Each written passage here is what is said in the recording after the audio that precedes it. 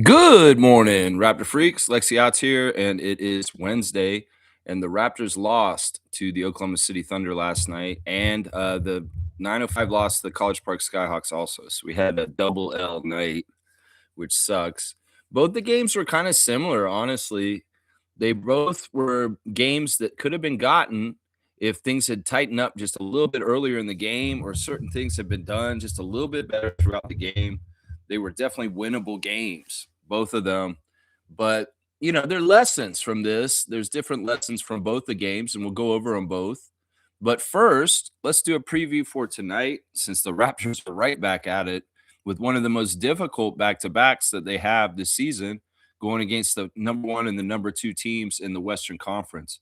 So let's get right into it. I mean, this at least is a home back-to-back where they don't have to travel, but still, that was a very energetic game last night against Oklahoma City.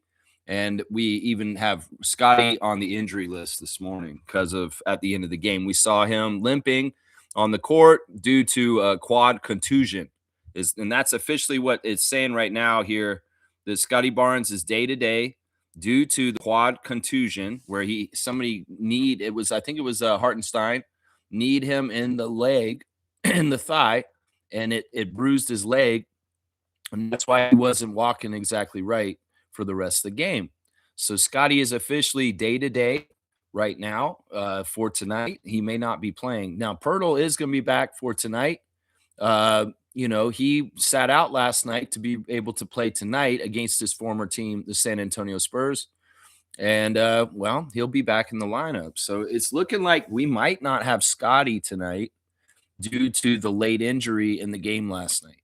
So, but Pirtle's back. Now, Jack Armstrong he was pissing me off last night. He's a really negative guy sometimes. And sometimes he's just a little bit too glasses half empty that I like. Him giving up on the Raptors halfway through the third quarter in that game is so stupid. Jack, you should know this shit by now, that no lead is safe in the NBA at this point. I don't care if it's the Oklahoma City Thunder and their champs. The Raptors can come back and win this, but your Debbie Downer call of the game saying, well, they've learned something tonight. You motherfucker, they've got over 15 minutes of game time in the game at least left, and you're talking about how they already lost the game. Well, I was hoping they'd come back and make you look stupid, Jack Armstrong, by winning the game by the end of it. And Matt Devlin was even rubbing it in your face a little bit right at the end, saying, Jack, the score is tied with, and like, oh, man, because Jack was pissing me off. But Jack was questioning whether we should have sat Pirtle today instead of last night and had him out there for last night. I mean, who's to say which game is easier, Jack Armstrong? Who's to say which game is easier? And in some ways, I really don't know. Like, in some ways, I would say we stack up against Chet and Isaiah Hartenstein better without Yak, and more important for him to be there against Wemby. I don't know. In some ways, also, maybe it's a matchup thing where Jakob's better used against a team he played for 5 years because he may understand some of the players and the stuff that they like to do. Either way, the decision was made by Darko. And as Jack said in the broadcast, there's no right or wrong decision. It's just how they reasoned it out. And the reasoning is, well, we'd rather have Jakob against the Spurs. And that's what we did. And there's no second guessing this shit. You can't go back and say, Jack Armstrong, oh, if we had Jakob Poeltl against the Thunder, we would have won this game. You can't say that shit. It's so annoying when that kind of stuff happens. So hopefully we'll have Scott. He is that young kind of guy that can be okay and come back and play. So hopefully we'll have our full barbecue. And it'll be notorious, and it'll be a notorious barbecue yak. Yeah, if it's not a yak, it'll be a combo. Either one's fine. I could see them bringing Pirtle off the bench again tonight, possibly. We'll have to see. The ESPN power rankings, ESPN match predictor is saying that we are like a 65% chance to lose, that the Spurs are 65% favored to win today. So, yeah, let's go look at the Spurs, and they don't have very many injuries. They're a lot more healthy than the Thunder. They've got their two-way David Jones Garcia had ankle surgery at the beginning of February, and he's going to miss the remainder of this season. But he's a two-way. And then Mason Plumlee, who they recently signed to their team just recently, just for extra. I mean, I don't understand why they need them. They got Bismack, they got Kelly Olynyk. Why do you need Mason Plumlee also, Spurs? I don't get it.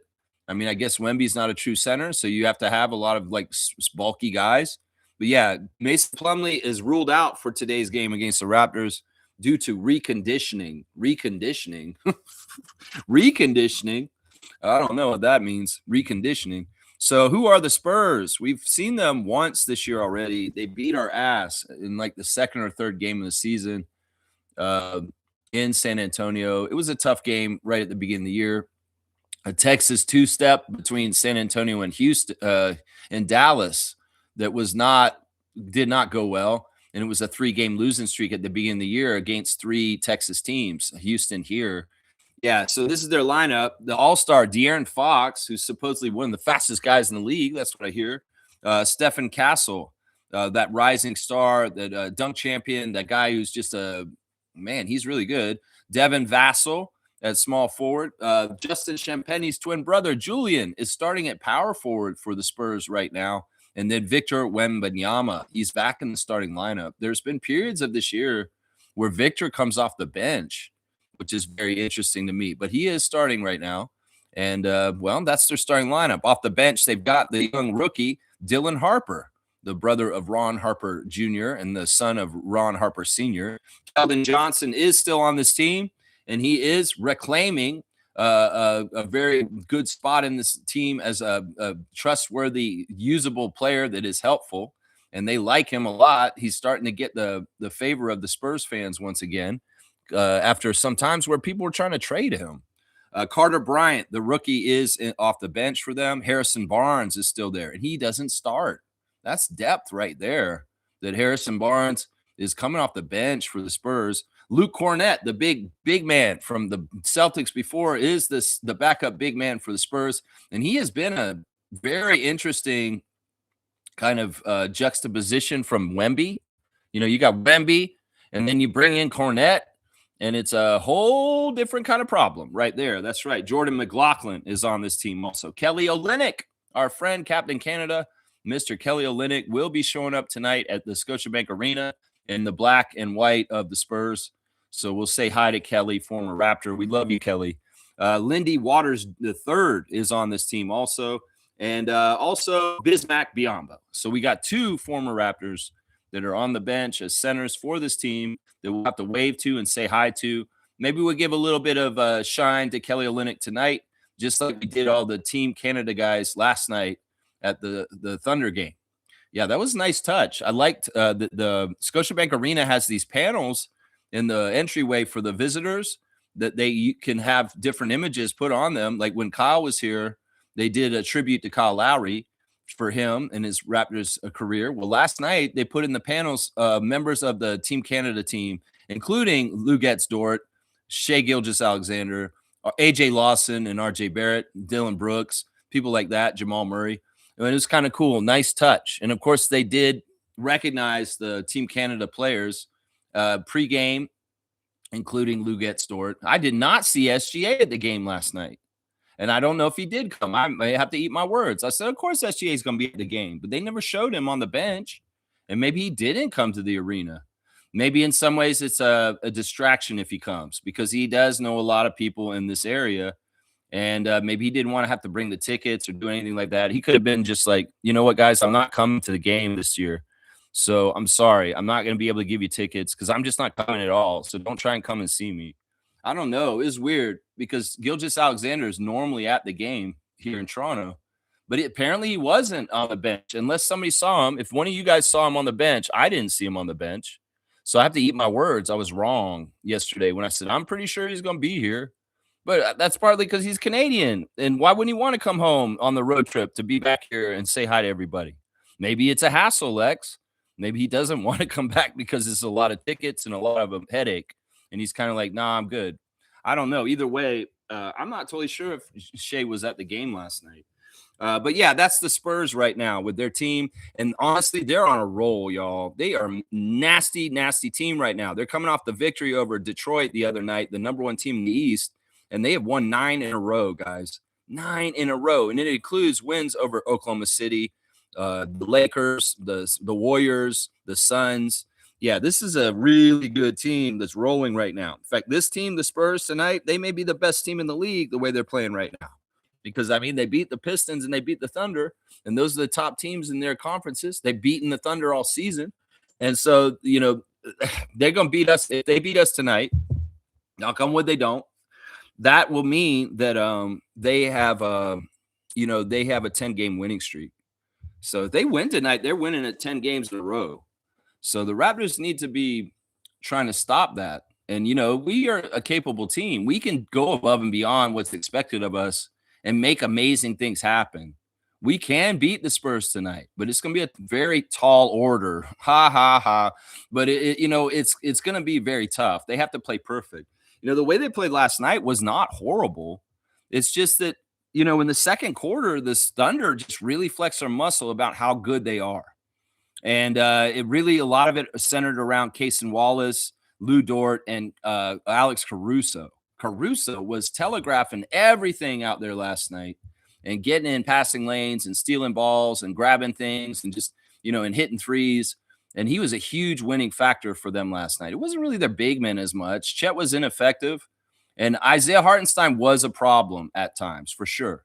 But the people that were winning that game for them last night were people like Alex Caruso, Lou Dort, Isaiah Joe, Cason Wallace, even Wiggins. Wiggins put in his little bit here and there too. So, yeah, it was a tough loss to the Thunder. In some ways, if we had played better in the second and third quarter, well, it wasn't that much of a deficit. We probably maybe could have won that game. But in the middle two quarters, we were getting beaten bad, and we were down by 25 at one point. So it's tough. That's a tough game last night. We'll react to it and go over the box score in just a sec. So, yeah, that is the latest lineup news right there. The Raptors may be missing Scotty, and the Spurs are pretty healthy, guys. They are very healthy right now.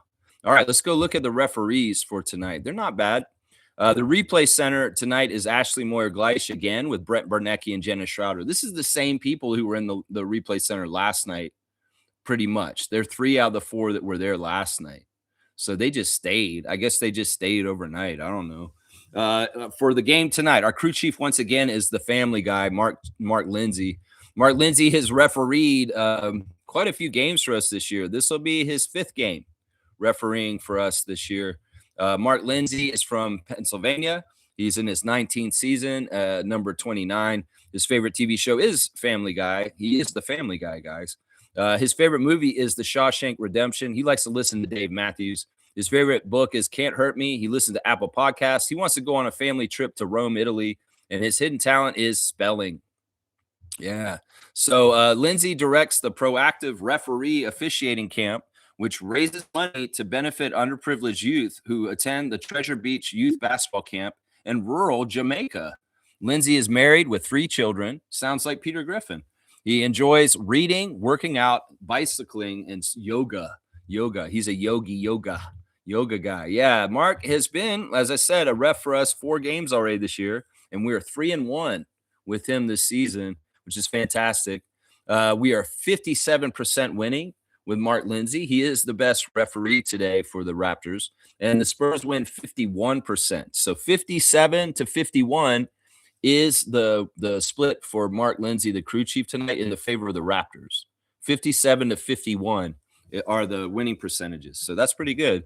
The second ref is JB DeRosa, the legacy ref. His father was a referee, Joe DeRosa, number 14 in his 9th season out of Paducah, Kentucky.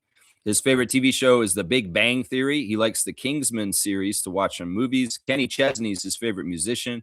He likes salmon and risotto. He most liked to visit the Joss Van Dyke in the British Virgin Islands.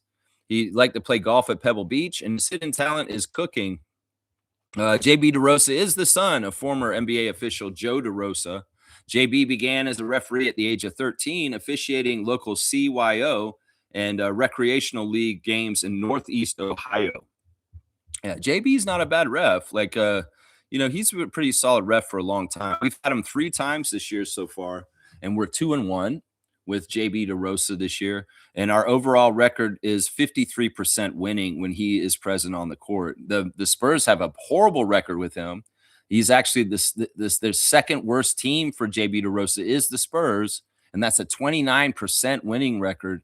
So 53-29 for the Raptors with the legacy ref JB DeRosa. Yeah, that's interesting to me. To see JB DeRosa has such a bad record for the Spurs is very interesting. Very, very interesting. Of course, the Spurs have been pretty bad over the last little while when they've been rebuilding and in bad plays. So the third ref is going to be Brandon Adair today. This will be the second time we've seen Brandon this year. Number 67 in his 8th season out of Norfolk, Virginia. He likes the show Fresh Prince of Bel-Air. He likes the movie The Pursuit of Happiness. So he's a Will Smith fan. His favorite musician is Charlie Wilson. He likes David Baldacci books. He's very into surf and turf, steak and lobster. He likes Trip Case for an app. He would like to visit Rome. So this is the theme with the referees today is a Roman holiday between Mark Lindsay's family and Brandon Adair. His bucket list is to skydive. And, well, Brandon Adair has 4 years of officiating experience in both the NBA G League and the collegiate ranks, with stints in the Big South, Central Intercollegiate Athletic Association, and Old Dominion Athletic Conferences. He was also a high school referee in Virginia for 7 years. Yeah, Brandon is not a bad ref for us. They're all around the same area on the ref report sheet, which is pretty good. They're all above 500, and, that's not bad. We did lose the first game that Brandon ref this year for us, and so we're 0-1 this season, but we win 52% of our games in the history of the career of Brandon Adair and the Raptors. And, well, the Spurs only win 40%. So once again, it's another win, another favor for the Raptors with the referee, 52-40 for the Raptors with the third ref, Brandon Adair. So, yeah, there's your ref report. It's not a bad ref crew. It's better than the one last night. But it's also, we're playing against a really, really good team. And that in some ways will sometimes be the thing that factors more than the referees, is that the team you're playing is just like that. And the Spurs are like that, winning 9 in a row right now, going for their 10th win tonight against us. So, yeah, there's your ref report for today. There you go. Yeah. I don't hate this ref crew. It's just that, we just have to play really well and do our best and try and compete with the Spurs. And, well, who knows? Maybe we can figure out a weakness. Maybe we can figure out some sort of thing that we do. Maybe one of our players just gets really crazy hot and we just kick their butt, because this is possible. They're due to lose again. They've won 9 in a row. Well, law of averages, they should lose again at some point, right? They should lose again at some point. All right, let's check in with you guys in the chat. I've got all the stuff we do, the straight goods on Canadian goods, the Instagram stories, all this fun stuff. They came out with a new ESPN power rankings this morning, and it's a little bit confusing. They've got 2 teams listed at 10, and I think we're actually the 10th team on the rankings, but they have the Lakers at 10th. But we moved up from 11th to 10th in the ESPN power rankings from last week, and the Lakers are at 11th. I think that's the messed up. So the Lakers should be in 11th because they fell from 9th to 11th past us. And this is what Zach Cram is saying about the Raptors for this past week. At 10th in the ESPN power rankings, Toronto keeps taking care of business against sub-500 teams with wins against Chicago and Milwaukee coming out of the break. But the Raptors keep dropping games against the league's best teams after a loss against the injury-depleted Thunder on Tuesday. Toronto is 11-17 against teams with winning records versus 23-7 against losing clubs. Yeah. Well, I mean, it's just like kind of what our broadcast crew said last night. It's like, think about where we were last year and the teams we were playing. I mean, this is what Darko said after the game, right? I think he said this too. He said last year, think about what we were doing against teams, and we've progressed. It's just that you don't go all the way to like beating the ultimate top teams like in one big giant leap over one season, right? Last year we won 30 games and we ended up like losing a lot of games that we shouldn't have to bad teams, and also we're like kind of beating different teams, and well, we didn't win as well this year. This year we're winning better, and the thing about that is that there's stair steps. It's not like you jump the whole staircase all the way to the top and you're just expected to beat the top 5 teams in the league and stuff like that. No, there's learning and the process, and the lessons and the ability to beat the top teams in the league will come as we continue to rebuild and learn more and more as a unit and get better as a team. So it's, why would anybody expect us to just run roughshod over the top 5 teams in the league when we weren't able to beat the top 15 teams in the league last year. You know what I'm saying? So it's like, let's use some logic here. Seriously. So yeah, that's the ESPN power rankings this morning. We're at 10th out of 30. And well, we've been right around there for a good part of the last few months, which is good. It's good. We're not dropping down. We're not in the 20s like they thought we would be at the beginning of the year. All right, let's see what Trevor J's saying this morning. Good morning to the Commissioner of Fun, Trevor J. Life doesn't change, but people do. Learn to accept that not everybody is who you thought you knew. Yeah. Yeah. Man, I talk about this every once in a while, but I'm learning human design right now. And, some of us are designed to be temporary people in people's lives, like ourselves. Temporary people will come in your life. They're people for a season, and that's for a reason, that kind of stuff. Not everybody's supposed to be with you for their whole entire life. They're not. And that's something that I had to learn over time with friendships and relationships and stuff like that. That there is an expiration date sometimes with people, and part of it is that some of us have the fifth line, and the fifth line means that you're a truth teller. You're somebody who will say the things that are hard to say, and sometimes people don't want to hear it. And in some ways, I'm doing this on a mass scale here on this channel, because I may say things that turn people off, and you may watch me for 2 years, and then all of a sudden you say, oh, I don't want to watch Lex anymore. He's pissed me off. And that's a natural thing for me, because I get projected on all kinds of things. People that watch me may think, oh, he's this way and he's that way. And this is how I idealize him in my head. But then if you meet me in real life, I may not be the same person you think I am. And that's a letdown. And then all of a sudden you think I'm a liar. That's you projecting that on me. Trust me. If you did met me, hopefully you would like me and we'd hang out and we'd be fine. But that's part of it. Is like, some people are only supposed to be around you and be a part of your life temporarily. And this has happened on this channel. We've had people that have been great Raptors freaks that have been with us for a year or two, and then they're just gone. And I have no problem with this. I feel like this is all the natural way of it is. Some people may kiss ass on their YouTube channel to retain subscriptions. Some of them may not get political. Some of them may not do things to rock the boat, because they only care about getting as many people as possible to follow their channel, and they're scared of pissing people off. These are people that will try to not be political on their YouTube channels. That's not me. In some ways, I daringly just come out authentically and say what I say and be who I am without worrying about whether people are not going to like me. And that's the thing. So understand this. It's natural for relationships and friendships to end for whatever reason. It's not a failure. It's just a part of life, and it's okay. And hopefully you can part on amicable terms, and you guys are cool. If one person is not, that's their problem, if they can't figure out how to be amicable with you. So it's just the thing. To have somebody who's ride or die for your whole entire life is rare, and you should really, really cherish that relationship. Let's just put it that way. You should really, really cherish that relationship. Because people change over time, and the fact that somebody can change with you and you still stay together, that is beautiful. That's a beautiful thing. But a lot of people, they can be flaky, and they will take off. Anyway, thank you for the words of wisdom, Trevor J. Blessings to the Jones family and all the Raptor Freak families out there. Just spitting some facts here right now about projection and people thinking who you are and all this kind of stuff. There are expirations on people's relationships, and that's just how it is. Trevor and I don't know. Him and I have been good friends for years now, and I love the man, and he stood by me like a rock, and I appreciate Trevor Jones every single day. Oh my gosh, I appreciate you, Trevor. That's right. Let's say Raptors made good comeback, but didn't keep it up for the win. But let's win this one tonight. Happy game day. Let's go. Yeah, the climb, as Jack kept saying it, you got to push the rock up to the hill and then push it over the other side. Jack Armstrong, man, you were pissing me off with your pessimism last night. Yeah, it's the Thunder. Yeah, I get it. They're kicking our butt, and it doesn't seem like there's any signs of the Raptors being able to come back and get back in this game. But whoa, were you wrong? They made it close. They did tie it up at some point, and they were within striking distance. If the execution had been a little bit better at the end, they could have stole that game by the end of the game. They could have.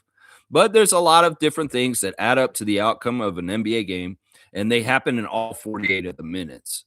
And if you have a piss poor second and third, you had to make up for it in the first and the fourth. You may not make up for it enough to get that number just over the other teams. They're a very good team. This is the thing, man. They are the champions, and they do play an exemplary defense. They do play a very physical game, a very intelligent physical game with people like Caruso and Dort and Case and Wallace. Those guys are ball hawks, and they go get the ball when they want to go get the ball. And, I want to say this. The Raptors started the game great. They came out and they hit them first, and they were kicking their ass, and they were playing them exactly right. Their defense was similar to when they came out against Chicago after the break. It was just really intensive and really thoughtful and involved in doing the right things. So, there's a lot of good tape from the game last night. There's a lot of good tape. And Darko said after the game in the post-game conference that, he's going to pay attention to the second and third quarters and exactly how that stuff unraveled at that time and messed them up like that. The Raptors in half-court offense do have difficulties. There are problems sometimes in half-court offense. And, well, if a team is really well coached and they have scouted us right, they know where our weaknesses are. And in some ways, that's a big part of what happened in the second quarter is people like Dort and Caruso. They took advantage of some of our proclivities, and they got transition opportunities, and they stole the ball from us. And they also really kind of cut the head off the snake by denying people like Brandon the ball, playing with a lot of physicality. The referees were not cool last night. Let's just put it that way. I mean, as Jack said, they got all the challenges correct, but none of the challenges went for the Raptors. They all went against us. And, there were things like the foul calls were weird and ticky-tacky in some ways. The offensive foul calls are really manipulative right now. Really manipulative. Like the whole thing about sticking your leg out or hitting people on running around screens right now. That's the foul this year. That's the foul, the offensive foul calls. That's the key point of emphasis call. There's every year the referees have a key point of emphasis call, and it changes from year to year. One year it was the kick out leg. One year, it was a landing spot for a little bit there too. It still is. They still call it, but there's key emphasis calls. And for the last couple of years, they've been really trying to tamp down on the physical screening because people were getting hurt on it. And you can't stick your leg out. You can't bash into somebody when they're trying to run around you and do something. So they're very sensitive to that call. And sometimes that call can be very damaging to a team's momentum. Like, seriously, the Raptors were making their run coming back, and they're battling, and they're eating up the lead from 25 to down to like under single digits. And they're doing all this stuff right. And then Kevin Cutler calls a weird ass offensive foul on us, like on the perimeter, and we're just trying to get in, and it kind of messes up our rhythm. It kind of messes up our flow to be able to keep going and try and keep that run going. That's the thing. Referees can be gatekeepers on runs that teams go on. Like if a team's feeling good and they're going great and stuff like that, they could do little frivolous things like hold the ball for like extra seconds before they give the person to inbound it, so the other team gets set up. If you're running them off the court and all of a sudden, Kevin Cutler's holding the ball for a second and then giving it to the inbounder, he's giving them extra seconds to get set up on their defense. There's all kinds of different ways you can do this. And the offensive foul is a really damaging one because, first of all, you're throwing a foul on somebody on the team, and it's a turnover. It's a turnover because we had the ball, and we're trying to get into our offense, and we're trying to run something. And if you have any little bit of physicality, and some of these calls were bad, and because he had already used the challenge, he couldn't use it. And some of the stuff afterwards that was totally a winnable challenge.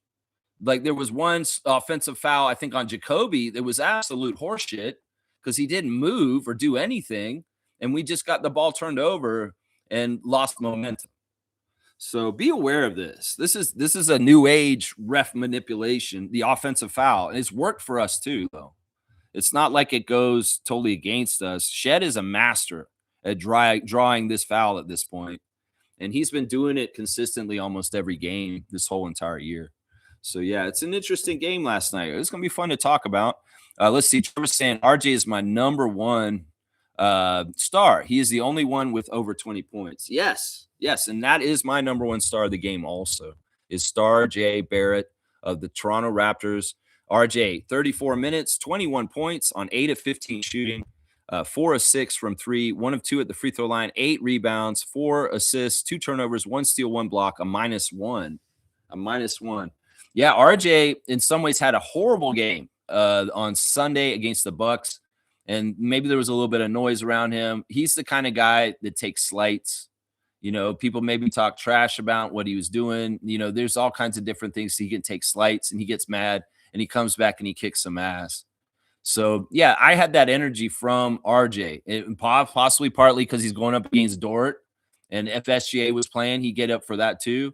Isaiah Hartenstein, an old teammate, he's getting up to play against him. He wants to talk trash. He comes out on fire, and he's making his shots right off the start at the first quarter, and he set the tone for the Raptors from the beginning. Yeah, I appreciate RJ for that. He's such a good player. He's such a good player. I love that he shot over 50%. He got 4 threes. He got 8 rebounds. And yeah, these guys weren't getting enough free throws. Scotty in particular, Darko after the game was really mad that Scotty only got 1 free throw last night. He said that that's not right. He's an all-star. He deserved way more free throws than just 1 free throw, and that it's fishy that the referees wouldn't put Scott on the line more often than just 1 free throw. He's exactly right. And I like that he politicked for that in the post-game press conference without getting a fine. I don't think he said it in a way where he can get in trouble. But it's pretty much like that's exactly right. Scotty's a certain caliber player. Getting only 1 free throw attempt when it is a physical game, and obviously, he's getting in, mixing it up in the middle, that's a red flag. And that's them not respecting the stature of Scotty Barnes and who he is in this league. Yeah, so RJ was my number one star. My second star of the game for the game last night is Jacoby. Jacoby had a mix of good stuff in this game last night. Off the bench, 23 minutes with 17 points on 6 of 9 shooting. He was 5 of 7 from 3. So yeah, Jacoby was locked in on those threes. It's so nice to see him hit open threes. He's money in the corner, that's for sure. 4 rebounds, 1 assist, 2 turnovers, and a steal. -9 for Jacoby Walter. Yeah, very, very good shooting. And also he's always active on defense. He's always active just in general on the court. He's the kind of person that's a shit disturber, and he's getting after loose balls, and he's going in there and trying to fight for rebounds too. He's just doing all kinds of different stuff. So salute to you, Jacoby Walter, as my second star of the game. My third star of the game and final star for this game, because when losses, I only give 3 stars, is Scotty Barnes. The interesting thing about Scotty, I'm going to say this, and I'm going to go ahead and tie this in with the Raptors Redditor of the day. Raptors Redditor of the day is Celestial Discharge. That's an unfortunate name, I think, in some ways. Didn't see the game. How was Scotty? +18 in a 9-point loss. How was Scotty +18 in a 9-point loss? Well, do you understand what plus minus is in the NBA? Basically, it's just that when we had him on the court, we outscored the Thunder by 18 when he was out there. And that was a thing that was driven home by Jack and Matt in the broadcast. The difference between Scotty on the court and Scotty not on the court was very apparent last night. We were getting our butts kicked when Scotty wasn't out there, and we were kicking their butts when he was out there. So that's very interesting to me, the +18. And, it's just that he's that kind of factor. And that's why I'm making him the third star. It's not that his stat line's super stellar or anything. He does have issues. Like his shooting wasn't so great last night. He did miss a lot of shots. 32 minutes, 15 points for Scott on 7 of 17 shooting. He missed all 3 of his threes. He got 1 free throw. He made it. 3 rebounds, 7 assists, 3 turnovers, 3 steals, and 4 blocks. That's the other thing. Now, this is interesting. We're playing Wemby tonight. And yesterday, Scotty got 7 stocks, and he passed Wemby on the stocks list for this year. He has more stocks than Wemby as of right now. So could there be a little mini game tonight, depending on whether Scotty's playing or not? We're competing for stocks tonight because you're right next to me in the leader board. And I want to beat you. Wemby's thinking that because now you're above me because he got 3 steals and 4 blocks last night. In fact, Scotty tied his career high in blocks with 4 blocks last night. So he was a defensive presence. He may not have been shooting so well, but he was making an impact on the game defensive wise with the steals and blocks. And that's pretty cool that he passed him. 7 assists, not bad either. So yeah, that's my 3 stars of the game right there is RJ, Jacoby, and Scotty. Yeah, those guys were the 3 most solid guys. We'll go over the rest of them, though. I'm going to give an honorable mention to Shed. Shed was pretty good again last night. 23 minutes, 13 points, a 5 of 8 shooting, 2 of 4 from 3, 1 of 2 from the free throw line, 1 rebound, 4 assists, 2 turnovers, and a steal, a -2 for Shed. Yeah, and that new piece by Eric Kareen in The Athletic's fantastic. Y'all go check it out. I don't normally promote Eric Kareen or The Athletic, but it's a good article, the one that's on Shed that just came out recently. Other honorable mention, I'll give a little bit to Manuel. Manuel was solid in some ways. It's not the level that he was on when we beat Milwaukee on Sunday, but Manuel, 33 minutes, 17 points on 6 of 14 shooting, 4 of 9 from 3. I love those threes by Manny. Oh my gosh, he's just a really good player, guys. He's so good, man. I'm so happy Emmanuel Quickley is our starting point guard, and I want more of Raptors Nation to echo what I just said. Seriously, 1 of 2 from free throw, 3 rebounds, 4 assists, 4 turnovers, and a steal, a -2. Yeah, he didn't have one of the more egregious plus minuses on the team, just a -2, just like RJ, a -1. So that's pretty good. The other honorable mention, I guess, not really. I shouldn't give this honorable mention. I'll just go over the rest of the stat lines. Brandon Ingram. Brandon Ingram, 35 minutes, 15 points. They were shadowing Brandon really close. They were not letting him do a whole lot. In some ways, he was kind of mirroring Chet. Chet and him were kind of the matchup. As Brandon was trying to stop Chet, and Chet was trying to stop Brandon. And, Chet's got a little bit of extra length on him that can make him be a very imposing and tough to shoot over. So Brandon had a tough time. 6 of 14 from the field, 2 of 4 from 3, 1 of 3 at the free throw line. That was interesting that he was missing a couple of free throws. Normally he's so money at the free throw line. One of them was like a technical or something. 6 rebounds, 6 assists, 2 turnovers, a -23. So Brandon was a weak link in some ways because he wasn't hitting his shot, but that's not a big deal. He's still a very important player to our team. Colin Murray-Boyles had a dud last night, man. 30 minutes, 4 points, a 1 of 1 from the field, 2 of 2 from the free throw line. So he shot perfect in the shots he took, but he only took 3 shots. 2 of them were free throws. So what is that, man? You should be more aggressive. 4 rebounds, 2 assists, 0 turnovers, 1 steal, 2 blocks, a -15 for Colin. The second worst plus minus on the team last night. So I don't know what's going on with him. Maybe it's the matchup with Hartenstein is a little bit of a tough one for him because that dude is a very strong guy like him, and maybe he's just a little bit taller. And Colin struggled against Isaiah. Isaiah wasn't playing in the first time we played the Thunder too. He could be part of the X factor for why they won this one and they didn't win the one when we were in Oklahoma City. That could be true. Off the bench, Sandro, a dud last night. And this is not normal for Sandro Mamukelashvili. He's been so steady off the bench in production that he didn't come through last night. 15 minutes, 3 points. He made 1 3, 1 of 4. He was 1 of 7 from the field overall. 2 rebounds, 1 assist, 1 steal, a -3. Jamison Battle got out there for 9 minutes. The big story was that he got into the game before Grady, and everybody's making note of that. They're like, whoa, Battle's in with Jacoby, and Grady's not coming in right now. The Jamison was getting in ahead. And so, some people see that as being the symbolic of the pecking order of the rotation. Sure, I guess you could say that, but it's not necessarily doesn't mean anything too. But Jamison, 9 minutes, 2 points on 1 of 3 shooting. He had like a putback, 0 for 1 from 3, 1 rebound, 1 assist, a -2. He's mixing it up. He's a big player, and his defense and his activity is good. So he has a lot to give to the team other than just 3-point shooting. And some of it is just kind of being another big shouldered body out there, just kind of fighting for rebounds and just getting in the way. Yeah. Grady Dick, 6 minutes, 0 points. He didn't take a single shot, 2 rebounds, 1 turnover, 1 steal, 1 block, a -6. Yeah, it's tough, man. But I'm glad he got out there. You know, when they put Jamison in before Grady, I thought he was not going to play. I thought that he was going to be one of the guys that DNP'd last night, but he got in and they got him in there for 6 minutes. It's just a taste. Man, I don't know, man. I don't know what's going on with Grady. In some ways, we should just leave him alone and let him try and work it out and stop putting him under the microscope science lab because I really want this guy to figure it out and get going better because we need him. We need him. TJD didn't get in again, which is weird to me. On the other side, let's give some kudos to Cason Wallace. Wow.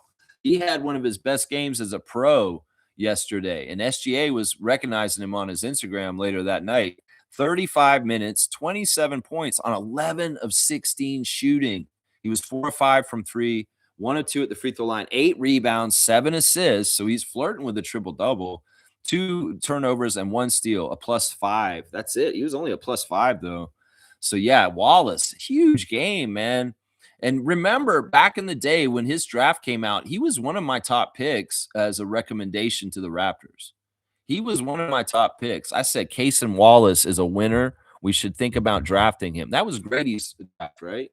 That was Grady's draft. I don't think Wallace was on the board when we drafted, though. I think he got picked up before we got the chance to pick because I remember that year, the people that I liked were Cason Wallace, Jordan Hawkins, and I forget the other person that was on my list. But yeah, I was big on Cason Wallace. In fact, there's a Raptor Freak stream with Cason Wallace's face on it where I'm talking about why the Raptors should draft him. Well, in some ways, it's nice to see that Lex can see when when college guys are NBA talent and they get to this level like Wallace was last night. Yeah, I can say I was right. Alex Caruso, really got to note him. He was a +22 off the bench, 16 points on 6 of 10 shooting. He had 2 steals, 4 assists. Just a real shit disturber. Real shit disturber. In some ways, Scotty's that kind of guy on our side. Well, Alex is on the other side. And his ability to telegraph and kind of see where the ball's going is amazing. And the fact that he just comes flying in and hits the ball out of the way and it's loose, and then all of a sudden they got the ball. Jacoby Walter, Jamal Shed, keep training with him and go and like learn how he's doing this. Like if y'all watch the tape from last night's game, pay attention to Caruso, Jacoby Walter. Because if you can go and run and jump in passing lanes and steal a ball like he was doing last night, you guys are going to be very wealthy NBA players. Seriously, man. That guy was so good in that way. We'll talk about Lugetz. He was 5 for 16 with 15 points. And Isaiah Joe was killing us from 3, 6 of 11. And those 3-pointers he'd make and then get fouled, it was driving me nuts, man. It's like battle. Walter, when you run out at him when he's shooting threes, don't touch him, especially because he's probably going to make it either way. Just try and distract him. Just do this kind of stuff. Run at him, but do not touch him. Have some control to stop your roll instead of running and barreling right into him. Some of those extra points from the 3-point shot were stupid because you guys barely even touched them. So, and it's like the whole landing and the landing spot thing, it's goofy too. I know y'all got to run out at them. But in some ways, you could do it like Chris used to. Run out at them and run to the side. Don't run right at them. Run with your hands and arms this way, but run with your feet to the side of them. So they can't call any of this bullshit like landing spot shit. Seriously. Is that Isaiah Joe 4-point play shit? I'm not with that. I am not with that. Let's just put it that way. That was some messed up shit, man. Seriously. Yeah, all right, let's see the team stats just real quick while I have the box score open. Yeah, both teams shot identical, 47% for both teams. We made two more threes than them. We actually made more threes than them and outshot them at the 3-point line, but we still lost by 9. How did that happen? We shot the same as them. How did this happen? Well, the free throw line, they made 3 free throws, and they did make 4 more field goals overall that added up to 9 points. So, man, and we did shoot bad at the free throw line. We didn't get a lot of free throws in the first place. We shot 58% at the free throw line. We missed 5 points at the free throw line. I mean, that's not a huge amount, but that cuts that 9-point deficit down to 4, right? Right? We did get out rebounded, 49-34. That was pretty bad. Assist to turnover ratio. This is a key stat we look at every game. 26-19 for the Thunder, which is not that great, and 30-16 for us. So we were about 2-1, which isn't horrible. That's pretty good. And we did have less turnovers than them, which is good. Fast break points, they beat us on 15-6. And that's our calling card. We should be running them off the court. And that's kind of what happened in the beginning. We were running real well. In the second and third quarter, they stymied us and slowed the game down and played more their style of play. And we struggled at that time. So it's like when things are wide open and RJ Barrett's getting the ball up and down the court fast, running with Scott, that's when we're at our best, right? You see it, you feel it when you see that. And well, we weren't able to get running because Oklahoma City played very smart in the way they did things. So yeah, points in the paint, they dominated 56-38. A lot of that's Hartenstein right there. It's not even Chet. Chet was a dud last night, honestly. Chet doesn't look like no all-star to me. Seriously, everybody glazes Chet way too much, saying amazing upside, all this stuff. Oh, I don't see this shit. Like that dude was just an ordinary player last night. In fact, we got to see Scotty do dominant stuff again. It was in the first quarter. He blocked the shit out of Chet all of a sudden again. And it was reminiscent of the first game against them when he blocked him in crunch time. And yeah, he owns Chet. Chet wants to try and go up in the basket, near the basket, within a couple feet of the basket. Scotty's going to block him. If he's nearby, he can block Chet left and right all over the place. It's obvious because he did it. He did it again last night. And the other thing I loved was the 2 steals in a row Scotty got off Caruso. Those were top notch, hounding Caruso. That seemed like that was something that we should have been exploiting more, Darko. The whole thing that happened a couple times in the first quarter where Caruso could not hold on the ball. Scotty kept stealing it, just taking his cookies and running down the other way and getting easy dunks. There's an adjustment by Dagnall, and that was taken away. And then even Scotty was doing stuff down low to mess up Hartenstein and different people. Yeah, he was very effective in different little things with his blocking Chet, stealing the ball from a Caruso, and even some of the fun stuff he did to, Hartenstein. There was a lot of interesting stuff there. Scotty, you were fantastic in some ways, even though you didn't shoot well. So there's my look at the box score and the stars of the game for the Raptors game against the Thunder last night. Y'all put your comments in and tell me what you think. That's right. Yeah. Trevor's saying Raptors shut the ball for 3 better than OKC. Yeah, we did. And that usually is a good thing because that's an area we lose a lot of games at, is the other team makes more threes than us, and they beat us that way. But that wasn't how they beat us last night. No, it isn't. They got more shot attempts because they were scrappier and getting steals and getting rebounds. And that's what added up to more points for them, was getting more shot attempts overall. And there was only just like 4 more and a few free throws. So, all right, let's see. Trevor's saying Scotty combined steals and blocks 166 this year, defensive player of the year. That's the thing, man. If Wemby misses games, he's disqualified. And if it's like Scotty and Wemby are the top of the stocks list, he should get serious consideration. I know people are going to talk about Gobert. I know people are going to talk about other people that are kind of in the defensive player of the year talk.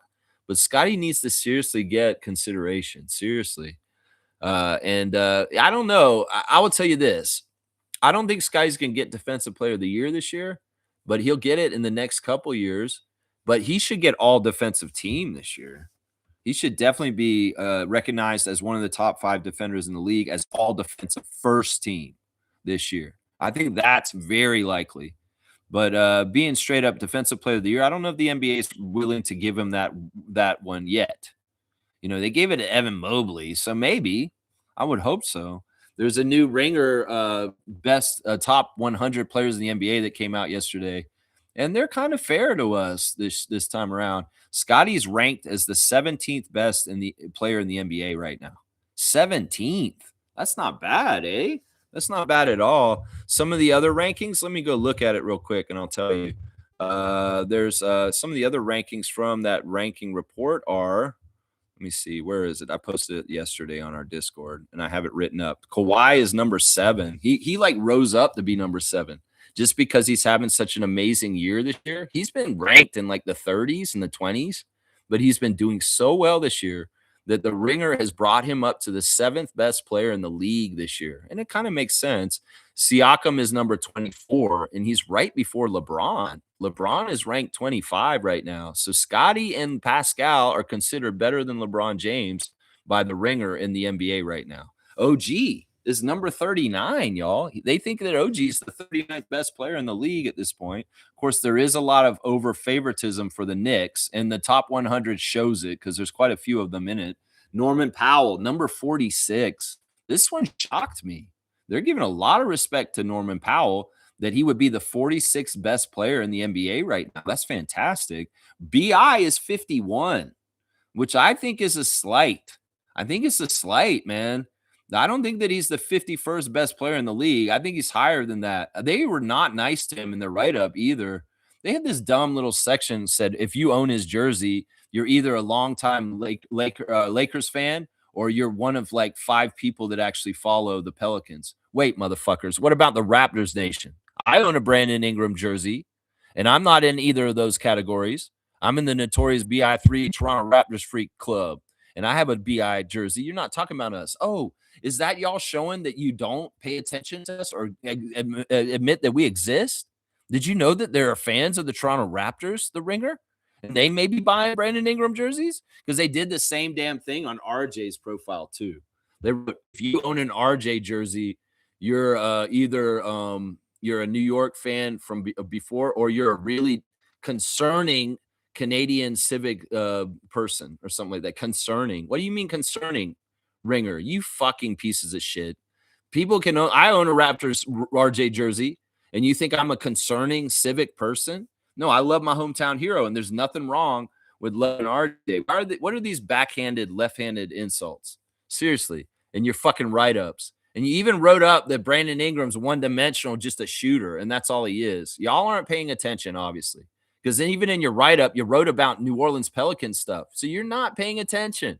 You're not looking at Brandon on the Raptors because you don't understand how he's developing defensively right now, you idiots, at the Ringer. So, yeah, at least you got him at 51.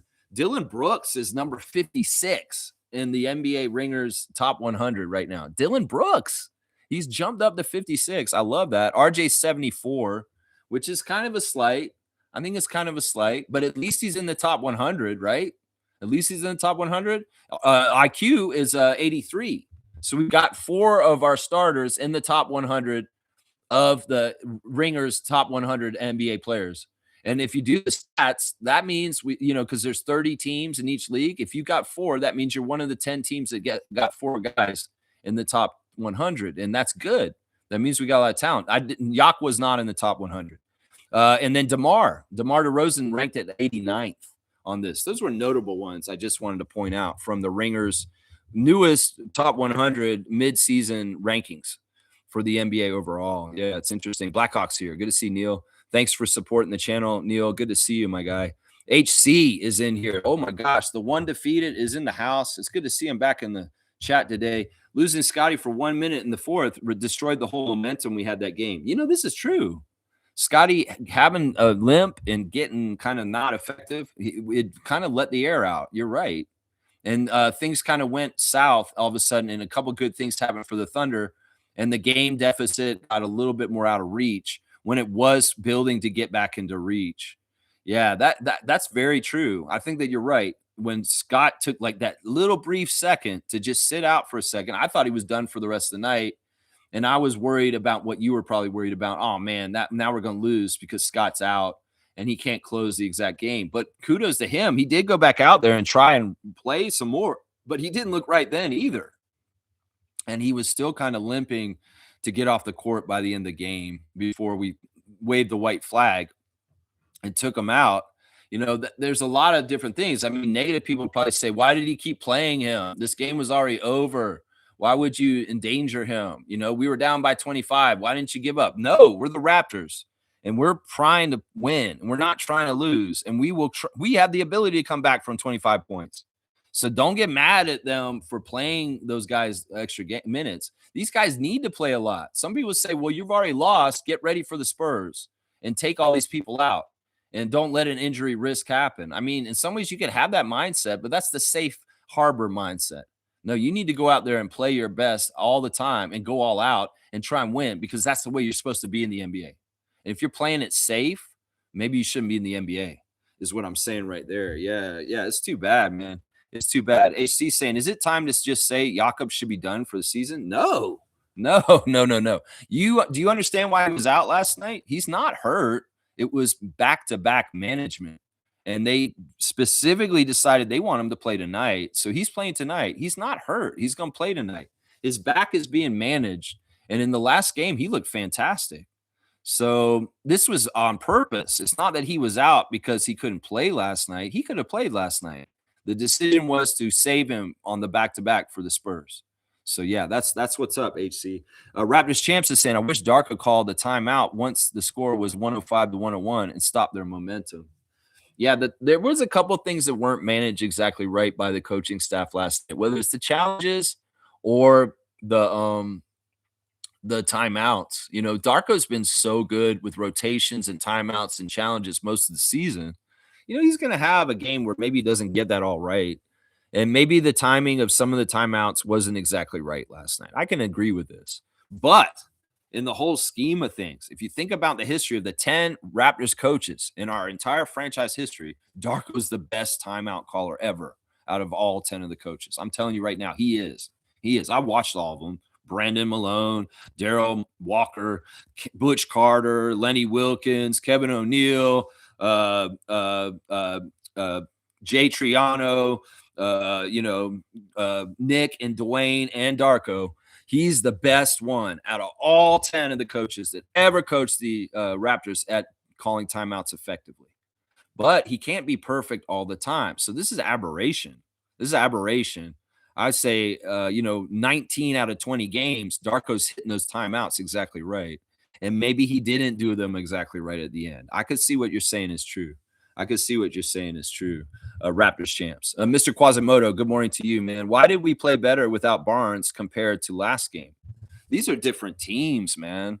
This is a totally different team. The Bucks are a non-playoff team. We're playing against the champions and the number one team in the league last night, the best record in the league. So it's nothing to do with Scotty. It's more to do with the opponent. And the opponent on Sunday is a much easier team to beat and play against than the Thunder, even without SGA and J-Dub and a couple of their other guys, even without. So that's what it is right there. Mr. Roger Raymond, thank you for being a supporter of this channel. I wish you so well and blessings to the Raymond family. And I hope things are only good. There was a terrible call given to Lou Dort on Walter. I kept driving the chat in my area. He kept driving the chat in my area. You know, there was, I know exactly what you're talking about because I saw some of these calls. There were a few calls around Walter that weren't exactly right. They weren't exactly right. That's the thing. That's why when you call these challenges, you better not be wrong because you need that challenge up your sleeve in the last couple minutes of the game if it gets close. Now, this game did not look like it was going to be close at the end of the game in the middle of it. And in some ways, you know, the reason why he called a challenge last night was because of a call on an offensive charge. They didn't think that whatchamacallit, I think it was Jalen Williams with a Y, had gotten in position and his feet were set on a fast break call. But he had been, and it was a bad call. The call was right. Jack was right. And the Raptors should have been more looking at it and saying, man, we can't call it on this. We're going to lose a challenge because the man's foot was set and it was the right call. And we didn't need to be challenging that call. And whoever called that challenge, whether it's Eric Curry saying, yeah, do it, go ahead, and Darko doing it, they shouldn't have done that because that was a bad strategic decision. And that fucked up us having the challenge for later when they did get calls egregiously wrong and they would have been easy challenges to win. And that's the problem, man. I mean, that's why I was saying for the last year or so, don't call challenges in the first half at all. Who cares? Whatever happens in the first half will not be as important maybe later as what could happen in the last 5 minutes of the game. And I know, yeah, you get two if you're right, but you better, if you're calling a challenge in the first half of the game, you better be 100% right. You're going to win it. And you have the second one in your pocket still. That's what I'm saying. Because if you call an early challenge and you lose it, man, that's a huge disadvantage. And then you see Diagonal, he's like a savant with using the challenges. He got 2 successful challenges. He's such a stickler. He's trying to use an extra challenge after he's already used his 2 challenges, saying, review this, because he swiped them in the eye. The whole Brandon thing where he got fouled because Dort bodied him into the sideline, and Brandon's hand just kind of hit him in the eye a little bit, put him in the eye a little bit.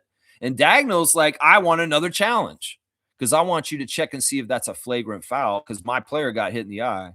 Well, I'll give credit to Kevin Cutler and his crew last night that they don't fall for Lou Dort and all of his bullshit too much. Like they know his bullshit. And one of his bullshit is the flop that we saw in the middle of the game last night that everybody ignored. Dort can get swiped in the eye and they won't care because honestly, they know he's an overactor. And also in some ways, he gets so much favor and calls in different ways for being a defensive bulldog that they're not going to, in some ways they know he's he's not annoying, but he's an over embellisher and the refs are on to him. So like Dort will go, whoa, and he'll fall back. He'll do all this kind of shit and they'll ignore him to a degree because he's like a boy who cried wolf. He's got that reputation. So, yeah, I love that one point where he got knocked over and he very overacting flopped over. I wonder if they'll fine him for that. Seriously, do they still fine players for flopping like they have been in the last couple of years? Because Dort's one of those guys that can get those charges all the time because he is flopping. He's flopping all over the place. But, yeah, there were a couple of bad calls. And how do you hold on to your challenge? That's what I'm asking you this morning, Darko. How do you hold on to it? And how do you maximize your challenge? Because in some ways, your challenge has been way better this year than the first 2 years of your coaching. You've been winning way more challenges this year than you did last year. And I like that. Yeah. Raptors champ saying Brandon could be very effective even on a down day. Timely passing out of the double would work. They really crowd so well. Like the Thunder really are a team to try and duplicate and be like, trying to emulate.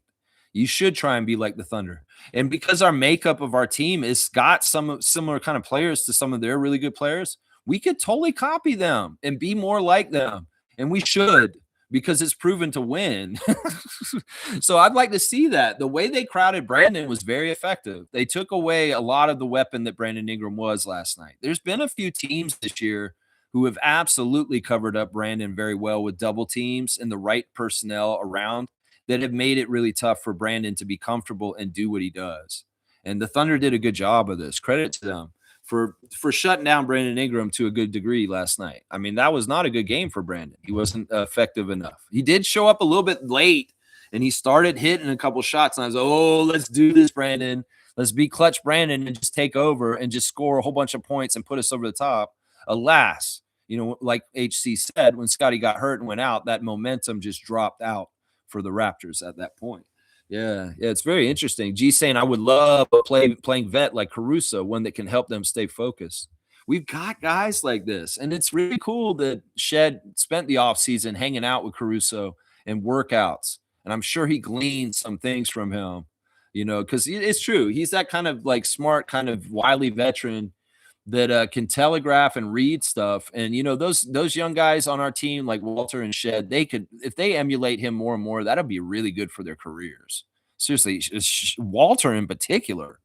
Walter, if you can start telegraphing and doing more of that kind of stuff, man, you already get steals and you're already a nuisance in certain ways. But there's levels to this.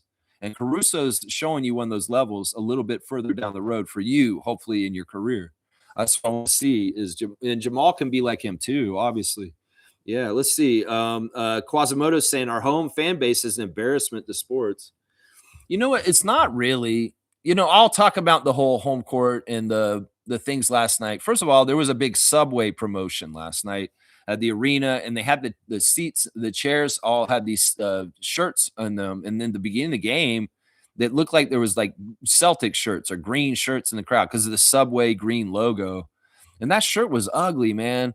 I mean, it's goofy. It's like a Subway Eat Fresh shirt with a raptor and some vegetables playing basketball, including a pickle. A pickle playing basketball. And I was telling the Discord chat last night before the game, how many people in that arena are actually going to put that shirt on? Probably very few. It's I was also joking, that shirt's probably going straight to Value Village. We're going to probably see a bunch of those shirts in the Value Village bargain bin as of today, right away. I was like, why don't they put Scott on it? Isn't Scott been the spokesperson for Subway for so long? I know why. It's probably because Scotty wanted that. He's like, "You're gonna put my face on there? You better pay me money." And Subway's like, "Nah, we don't need to put you on there. We'll put a tomato on there instead." It's goofy. You're right though. The crowd pissed me off last night. The crowd didn't wake up to the fourth quarter, and you only heard them at the end when they were really making their comeback. I wish y'all would go earlier and be louder earlier. Like, seriously, you guys should be doing this right from the first all the way to the end.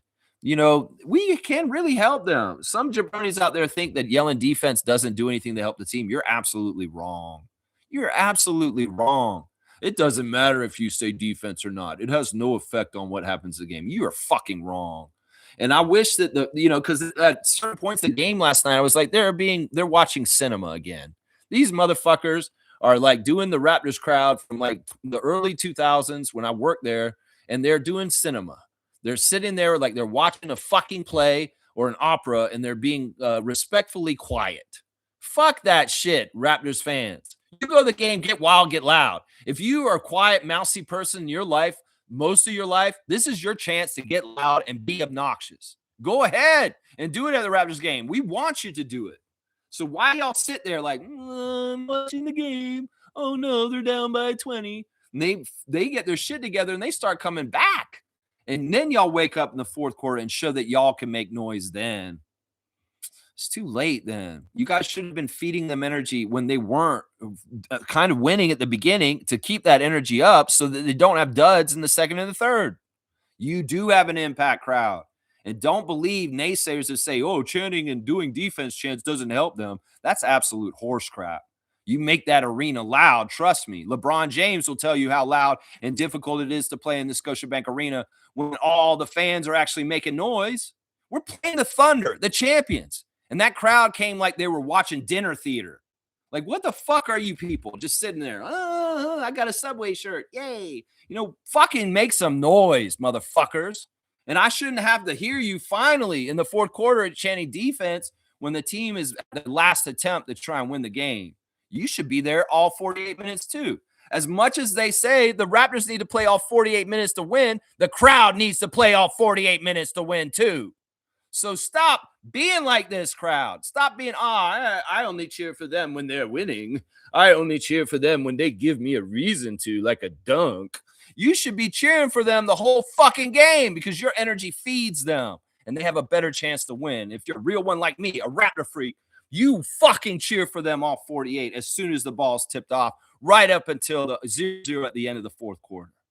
That's right. That game against Philadelphia, the first home game of a back-to-back against Philadelphia earlier this season, we did this shit. And that's how they won that game by 1 point in overtime. And that's how I know this shit works because they weren't supposed to win that game. Rodney Mott and them were trying to ref hit job us. And we weren't having it. The Raptors weren't having it, and the home crowd that night wasn't having it either. And we beat Nick Nurse by 1 point on that game. That is proof right there that this shit works. And that's what I'm saying. If y'all have the privilege to go to a Raptors game, you better be fucking loud because you got the money to go down there and sit there in the arena. Why wouldn't you get your money's worth? Do you want to see the Raptors win? Well, help them. Don't just pay the money and show up. Help them with your voice and say something during the game. Go defense, defense. You'd be surprised how much that feeds their energy. And all of a sudden, Scotty's getting more blocks and steals and all kinds of good things are happening on the court. Because the louder you make it in the arena, the harder it is for them to get their shit together and communicate and talk to each other on offense. You can make that arena so fucking loud that the Thunder can't talk to each other because I can't hear you because the crowd's too loud. I wish y'all would understand this. And last night's crowd was half-assed. I love you, Monique. You're awesome. I know you bring the vibes and you do what you do. And I know UC came to the game last night and you were probably fantastic too. But the overall crowd last night sucked. And they did not bring the energy in the right way to feed us against the champions and give us the opportunity to beat them. Y'all can help them. But if you're all going to be dinner theater for 3 of the quarters, pretty much 3.5 of the quarters last night, I only heard y'all for half a quarter last night, then we're going to lose. We're going to lose. And y'all have a part in this. The fans can help us win. And I will blame y'all. Y'all don't bring your part to the table. I will. And he's exactly right. Quasimodo's saying our home fan base is an embarrassment to sports. In some ways, that's right then, but it's not totally true, Mr. Quasimodo. In fact, we have some of the best fans and we have one of the best arenas. That's why when this does not happen, it's a disappointment because I expect this from our fans. And when they don't hold up their end of the bargain, it's a disappointment. But overall, we have a very good home crowd and a home energy normally. But some nights we get dinner theater and people that are more tourists and just coming to watch the game and they don't know how to cheer. They're just bumps on a log sitting there watching the game instead of fucking getting loud and helping the team and feeding them energy. Yeah. We're not an embarrassment to sports. You know who's an embarrassment to sports? Austin Matthews and the USA men's hockey team. They're an embarrassment to sports. That's who an embarrassment is. Smooth saying this: if Chris Middleton opts for a buyout from the Mavs, I would love Toronto to make a run for him. A vet with experience would help this team. No, we don't need this. Once again, Smooth's always bringing names like he wants to get this person, he wants to get that person. Yeah, it's likely that Chris Middleton will get bought out by the Mavericks because the Mavericks are a dumpster fire that nobody wants to be on at this point, which is great because they deserve that for all their shenanigans with trading Luka and their horrible owner and all their other bullshit that they got. We don't need Chris Middleton on our team. We don't. In some ways, it's not that much different than having Garrett Temple at this point. It's not like Chris Middleton is a super useful player. He's kind of near the end of his career. And in some ways, I mean, I get the sentiment, but what the fuck, Reggie? Why are you always telling me that we need to get this player and we need to get this player? We just have who we have. Can this era stop? Like, can we stop doing this? Where it's just like, look for the next guy, look for the next guy. We have our team. We have our nucleus. If Bobby makes the move, I'll react to that. But I'm not window shopping still. And it's annoying to me when people keep saying, well, let's get this person. Let's get this person. Free agency is a time. The trade deadline is a time. Right now, we're in the stretch to go towards the playoffs. And in some ways, this kind of speculation, these kind of ideas, I don't care about. This is kind of just like, it's a waste of time. If we get Chris Middleton, okay, I'll be interested in talking about it then. But it's like, let's talk about, well, what if we got LeBron James? What if we got this? What if we got that? I mean, if it's realistic, why? Why are we doing this? Let's just talk about the game. Let's talk about the team we actually have and stop looking for other people to come save us because we need to go ahead and just go with what we got until Bobby changes the team, and then we'll talk about it then. Because I don't do this, man. I don't do this. Sean Bindra, good morning to you. Thank you for the subscription. Murray-Boyles was useless yesterday. Shot 1 for 1 and scored only 2 points. Didn't rebound. Was very passive. Yeah, I don't know. It could be that, like, I think it was the matchup. I really do think that iHeart was a tough player for him. He never played him before, right? Because he didn't play in the first Oklahoma City game. And I think that it was a welcome to NBA moment for him this season. That it could be that Isaiah Hartenstein, just this particular combination of how he is, that it was just really hard for Colin to be who he is and match up against him. In some ways, this is a great test for him as far as tape and also just to kind of understand this is somebody in the league that may give you problems. It could have been a combination of Hartenstein with Holmgren, you know, because that's the other thing is like Colin makes a lot of his points down low. And if there's a dude about to swat you, like Chet Holmgren nearby, you're hearing footsteps and you're second guessing. It could very well be also because Colin Murray-Boyles, his habitat is near the basket to make baskets, and the Thunder pack it in, and they're really tough to score around there. That the Raptors weren't game planning to try and feed him as often because they knew it would be tougher to beat the Thunder near the basket. And in some ways, they were trying to go outside or maybe draw people out and drive in, and that's not Colin's game. You know, there's a lot of different ways and reasons for why he didn't shoot as much last night. And it may not be that he was passive. It may not be that it was like he wasn't good. It may have been partly Darko was coaching the team to go into other areas and do other stuff. It could be also that Colin was hearing footsteps and there were certain defensive people around him that made what he normally does harder to do. I think that's more what it is, Sean. This aberration, he's not had this problem in 80% of his games this season, right? So I think it was the matchup. I think it was the matchup, and particularly that 1-2 punch of Isaiah and Chet. You know, Denali's here. Good morning to Denali. Good to see you back in the chat. It's been a little while, my guy. No disrespect to anyone in the league, but LeBron should still be number one on the list. You're crazy. You know who's been number one on the list forever is Nikola. Nikola is the number one best player in the league. Nikola Jokic. And SGA has been steadily the number 2 player too. LeBron, it's just not all time. This is like currently and powerful how they are right now. How they are right now. And you got to go by how they are right now. No, LeBron is not the number 1 player in the league right now. Nikola is. And that's right. That is exactly right. LeBron will be the best player in the playoffs. He's saving his energy for when it matters most. Yeah, you're delusional. Are you Laker freak? You're delusional on this. That's right, Denali. I remember you now. You're like, man, I just wish you were a Lakers fan, I think is what you said. No, man, your team, the Lakers are going to be in trouble when the playoffs happen. And all the experts have been saying this. You guys don't have defense. And that's what the second season's all about. So y'all get 8 alive and y'all will not go far in the playoffs. I'd be surprised if you win a playoff series. So yeah, that's the old LeBron. You're talking about LeBron on Cleveland. That's the old LeBron. That you're not updated on what's going on in this NBA, obviously, for about 10 years now, because that's the old LeBron. That's not the same LeBron anymore. If that's the LeBron that's still around, well, why has he done it in the last 5 years in certain ways, right? They got that championship in 2020, but in the 5 years since, had they even made the playoffs some of the years? Had they gotten the playoffs and lost in the play-in? Had they lost in the first round?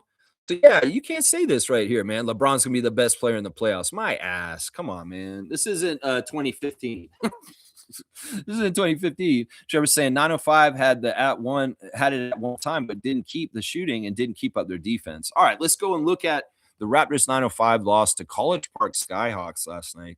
And the reason why they lost was size. I'm going to say this right now. They had the rookie Asa Newell for the College Park Skyhawks. They had a couple players that they didn't have at the beginning of the year when we played College Park originally in the first 2 games of the season for the Raptors 905 way back in like November, like the very beginning of November. We beat College Park 2 games in a row. And well, this was a different squad. This was a big squad that we went up against, and they had our number in some ways because of size. They were playing like 3 bigs out there, and they were just collecting a whole ton of rebounds. So let's go look at the box score for the Raptors 905 and last night. We'll do our stars real quick. My number 1 star of the game for the losing effort is our guy from Brampton, AJ Lawson.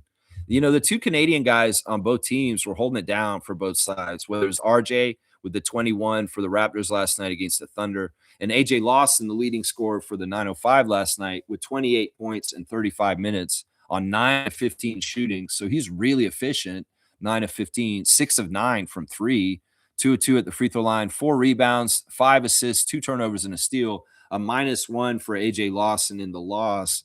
They did only lose by 3 points, guys. It was that close. My second star of the game for the team was off the bench, Julian Reese. Man, Julian Reese has been just so good, man. This guy is so good. He's a really smart player. He has good instincts, and he's really strong. You know, Julian, 25 minutes, 16 points on 7 of 13 shooting. He was 1 of 2 at the free throw line, 9 rebounds, and a turnover, a steal, and a block, a +13. He was the winning guy. He was like Scotty for the Raptors last night. He had the highest plus minus. When he was on the court, the Raptors 905 won, and when he was off the court, they lost. So yeah, Juju Reese, my second star of the game, and my final and third star in the loss for the 905 in the game yesterday is Tyreek Key. Tyreek was off the bench also, 32 minutes, 18 points on 7 of 12 shooting, 1 of 4 from 3, 2 of 2 at the free throw line, 1 assist, a +9. So he had plus minutes also. Him and Julian were the 2 guys who had plus on the plus minus. Yeah, the other guys, man, it's a mishmash of different things. Honorable mention to Elijah Martin, 32 minutes, 21 points on 9 of 18 shooting, which is not bad at all. 2 of 9 from 3. He made his only free throw, 1 rebound, 6 assists with 5 turnovers and 1 steal. He was the -16. He had the worst plus minus out of everybody, Elijah, and he did have 5 turnovers. So it was a tough game with him taking care of the ball, but he did score 21. He shot pretty good. So that's kind of why I didn't make him a star. He was just borderline. Also, off the bench, AJ Hogart, another honorable mention for him. 23 minutes, 13 points on 4 of 7 shooting, 2 of 4 from 3, 2 of 3 from free throw, 3 rebounds, 9 assists, 2 turnovers, +8 for AJ. So he was a winning factor also. This game was kind of half watched by me, obviously, because it was on at 7 and the Raptors game was at 7:30. So they overlapped a lot. So I'm paying more attention to the Raptors game and kind of secondarily watching the 9:05 game at the same time. And that double duty can be tough to take care of both games at the same time. So to be honest, in some ways, I didn't follow this game as closely as I would normally for the Raptors 9:05. We'll go over the rest of the guys. 13 points for Olivier Sarr in 32 minutes, 4 of 7 from the field, 2 of 4 from three, 9 rebounds, 3 assists, 3 turnovers, 1 steal, 1 block, a -10. Jarkel Joyner, 25 minutes, 10 points, 4 of 8, 50% shooting, 1 of 4 from three, 1 of 1 from the free throw line, 2 rebounds, 5 assists, 2 turnovers, a -10. I was hoping he'd revenge game them because he does have get back against College Park, the team that he was on last year. And he's mad at them. I mean, when I went to the game earlier this year and they were playing College Park Skyhawks, I said, Jarkel, you going for a revenge game? And he nodded at me. So I kind of was hoping, they're going to play them one more time tomorrow. Hopefully Jarkel can get some revenge hoops and just go off and just get crazy scoring because, that's his former team. And sometimes you want to do that, right? Jonathan Mobo, not a bad game. It was solid in some ways. 10 points in 24 minutes, 5 of 8 shooting. So that's pretty good. He misses only 3, 5 rebounds, 2 assists, 2 turnovers, 4 steals, and a block. So he got 5 stocks yesterday, a -3. So Jonathan, solid stat stuffing game. Stat stuffing. Yeah. Tyson Degenhart, 13 minutes, 0 points on 0-1. He took 1 shot. Very similar game to Grady, it seems like. And yeah, that's it for the players. They only played 9 guys. They had a 9-man rotation, partly because they've been missing guys with David Roddy and different guys out right now. Yeah, they've been missing guys. On the other side, we'll give some kudos. They had 3 guys with 20 points. Bashir Jihad, 25 points on 10 of 14 shooting and 9 rebounds. Yeah, these big guys were killing us on the boards. Asa Newell, 21 points on 8 of 14 shooting with 10 rebounds. And then Ray J. Dennis, the two-way, was having a big game too. 37 minutes, he got 22 points on 9 of 17. He had 10 assists, a double-double for him also. 19 points for Isaiah Moore off the bench also. So, yeah, they had 6 guys in double digits. The Raptors 905 had 8 guys in double digits. Yeah, so a lot of spread out scoring. Team stats, they shot better than us and got 1 more field goal than us. We shot the same amount of threes, 14 each. We did shoot slightly worse. They made more free throws than us because they got more attempts at the free throw line.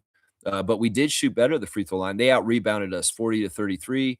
Assist to turnover ratio, 31-18 for the Raptors 905, which is not totally 2-1. And they had 31-19, so very similar for both teams. Points in the paint, they outscored us by 2, and there were no fast break points in this game pretty much for either team. Yeah, the 905 were losing just by a little bit for most of the game. They came back in the third and closed the gap, and then they were leading, and then they kind of flipped back again, back to College Park near the end. They had their chances, and some of this is similar to the Raptors in the Oklahoma City game. If they had executed a little bit better and got stops and executed on offense, they could have won this game, obviously, because they only lost by 3. And, it's a similar thing. They may have been able to win their game easier than the Raptors last night. They were close to winning theirs, but they didn't, alas. And they lost. And now they're 15-8 in the G League regular season. And overall, they are sitting in the standings at 4th in the East behind Osceola, Greensboro, and Cleveland. So, yeah, but they're only 2 games back from the top. So they have a chance to still be the top team in the Eastern Conference of the G League. So, yeah, there's your Raptors 905 G League report. My stars of the game, A.J. Lawson, Julian Reese, and Tyreek Key. Yeah, they put in a good effort. Andrew Jones was yelling and screaming. But, man, that College Park team looked way bigger this season. They didn't even have Koloko out there. I had speculated Koloko's on that roster, but they didn't play him. He must have been with the Hawks instead, up with the Hawks instead of being with them. But, yeah, it was a tough game, man. Denali saying, I'm okay with Dylan Brooks. He would be one of the top 50 players in the league that I would choose. Yeah, I like Dylan. He's getting more respect and more credit for being the player who he is, not just the villain Dylan, dirty, weird player that's talks trash and crazy. His year on the Suns has been different. He's asked to score a lot more. His scoring average is up, and he was a borderline almost all-star this year. You know, he really was. Like, he could have been considered for the All-Star team and been on the world team if the NBA really wanted to do that. I kind of wish they would lean into promoting him more because he's an interesting personality in this league. And you know, in some ways the NBA needs these kind of guys, you know, whether it's Draymond or Dylan Brooks. So, yeah, I'm in some ways I'm happy that he's growing as an offensive player, and that's selfishly because I'm a Canadian and he plays for Team Canada. So if Dylan Brooks is broadening his offensive game and getting better and better in the NBA scoring, well, that'll help him in FIBA when he puts on the red and white of Canada. That will. I don't like this trend of Canadian teams wearing black. Like, what is this? Why did the men's hockey team wear a black jersey? Our colors are white and red. And whenever we wear jerseys as a nation, we should be wearing those two colors. So whoever's making the jerseys for Team Canada sports, get the fucking black out, whether it's for the basketball team or the hockey teams. It's like, that's not our color. Our color is white and red. So if this is a U.S. company that provides the licensing and the apparel for these teams, don't be doing shady shit because I pay attention to this shit. Canadian teams should be wearing white and red and not black and red. I don't like this trend. It's stupid. In fact, I wish the Raptors' primary colors were white and red. Seriously. But I don't think we're allowed to do that for some reason. I don't know why. If we're the only team in Canada, why can't we have the colors of our flag as the colors of our team? Is it partly because hockey establishment doesn't want the Toronto Raptors to be more associated as a national identity? Is it because the NBA doesn't want the Raptors to look like the Canadian team by wearing the colors of our flag? Either way, the chevron jerseys from our championship run, the earn not given jerseys, those are the most beautiful jerseys we've ever worn, partly because they're red and white, like our maple leaf flag. And I don't like this trend. Like, whoever's making them wear black and red, stop. Is it some sort of subliminal thing to make it seem like Canadians are the villains to make us wear black? I know they're doing that with the Raptors when they make us wear black and red with our black and red jerseys. But I wish that our color scheme could be white and red. And if MLSC is listening to me, we should pivot towards this and make the primary colors of the Raptors less black and red and more white and red. That's what we should do. Yeah, we should do that. Seriously. Raptors Champs is saying Walter is progressing. Okay, hang on. Let's see. Walter is progressing really well. His confidence is on display. I would like to see Elijah Martin get more minutes. Well, it's tough to do when they're in different geographic positions. And the Raptors are so healthy right now. The two ways and Mobo being with Andrew Jones is the right decision. It's the right decision. So, you know, Elijah's gotten his chances, and he's done well at the NBA level. He's had a few games where he's looked very good.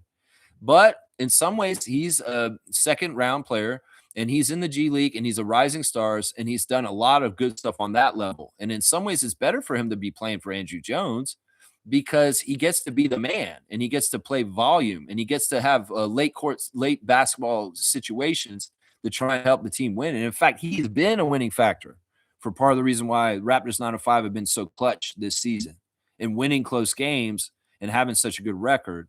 So he's getting way more from playing for the Mississauga team than he would have got hanging around with the Raptors just sitting at the end of the bench. So he's exactly where he should be right now. It'll come down around some point. He'll be playing more for the Raptors. Trust me, he will, especially if he's going to be a muscling little shooting guard that can make space for himself near the paint by just being a bully. So we're going to see that more. Yeah. Let's see for Elijah. Smooth saying, Mavs saying they will leave up to Chris if he wants a buyout. Yeah, who cares? I don't care about this, man. Like, dude, think about what you're saying. You want us to pick up a guy that the Bucks threw away like trash, and then the Wizards didn't even want him on their team. Like, think about what you're saying, Smooth. Seriously, we want to get the guys from the draft in different places. We don't want to get the cast-offs and the people that they're kind of giving up on, whether it's because he's hurt, because he's old, because of whatever. So seriously, Reggie, come on, man. Trade deadline's over, and I don't like going over new guys and thinking about their fit and whether they should be here. No, that's Bobby's job. If he makes a decision and he changes something, we'll react to it then. But I'm not doing every speculative idea that could possibly be thought of.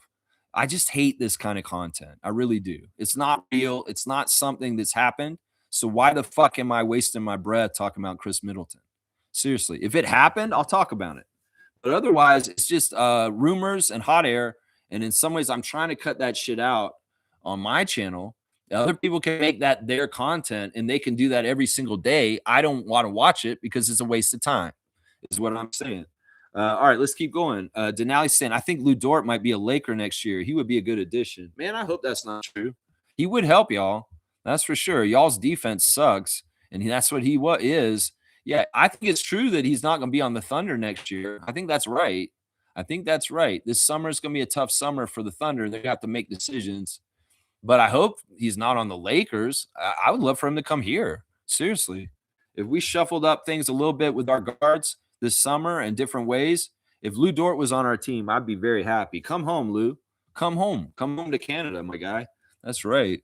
Isaac's saying this Team Canada World Cup 2027 qualifier in Hamilton, July the 3rd versus Puerto Rico, July the 6th versus Jamaica, pre-sale on February 26th at 10 p.m.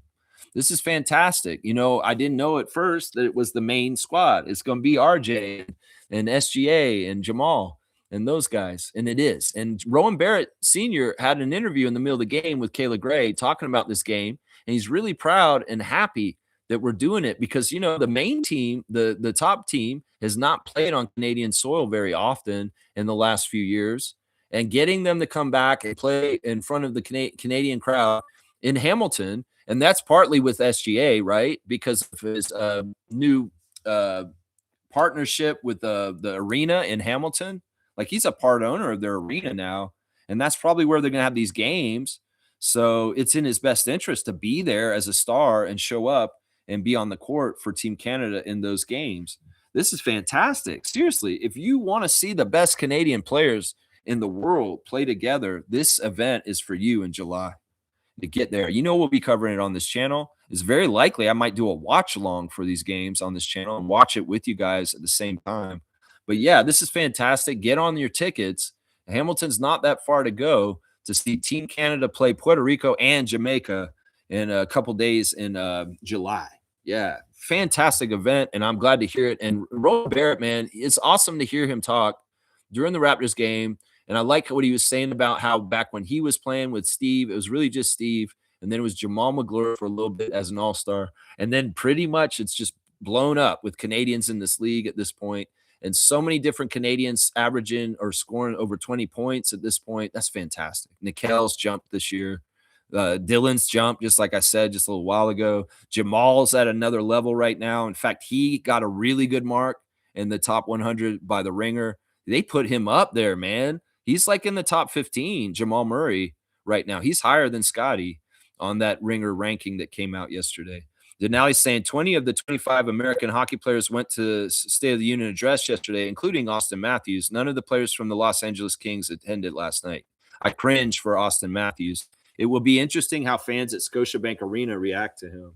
Yeah, the picture I seen this morning, he's basically sitting on the idiot, the orange idiot's shoulder, like a little parrot. Like, man, such tacky fucking shit.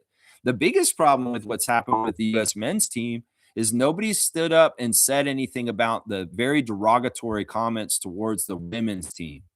Like, in some ways, these guys are just kind of okay with misogyny and chauvinistic kind of behavior by the administration and the things that they were saying about the women's team, and they're okay with it. None of them stood up and said anything on their behalf. So they're just as guilty and incriminated. You know, Austin Matthews, you support a pedophile. And in some ways, you're a piece of shit for this. And in some ways, you know, I could lose respect for the Leafs as an organization, but I'll lose respect for the captain of the Leafs more than ever right now. Because this is serious shit, Austin Matthews, you piece of garbage.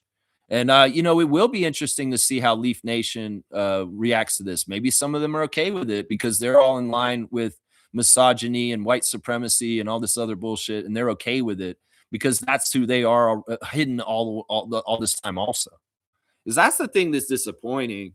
It's like, kudos to the players that did not go to it. Kudos to the Kings. As you said, the LA Kings didn't go. Kudos to the players from Minnesota that didn't go. and rightfully so. But every one of you idiots that went and stood in that room with him and took that picture, y'all are fucking pieces of shit for putting yourself there to be used as a prop for a fucking dictatorial, fucking deranged pedophile. That you're idiots, man. And in some ways, this, you hopefully you'll get backlash from people in your life. Austin Matthews, maybe your mom should call you and tell you that I'm disappointing you, son. Somebody that's a female in your life needs to come and say, bro, you're not catching on this and you're fucked up for what you did.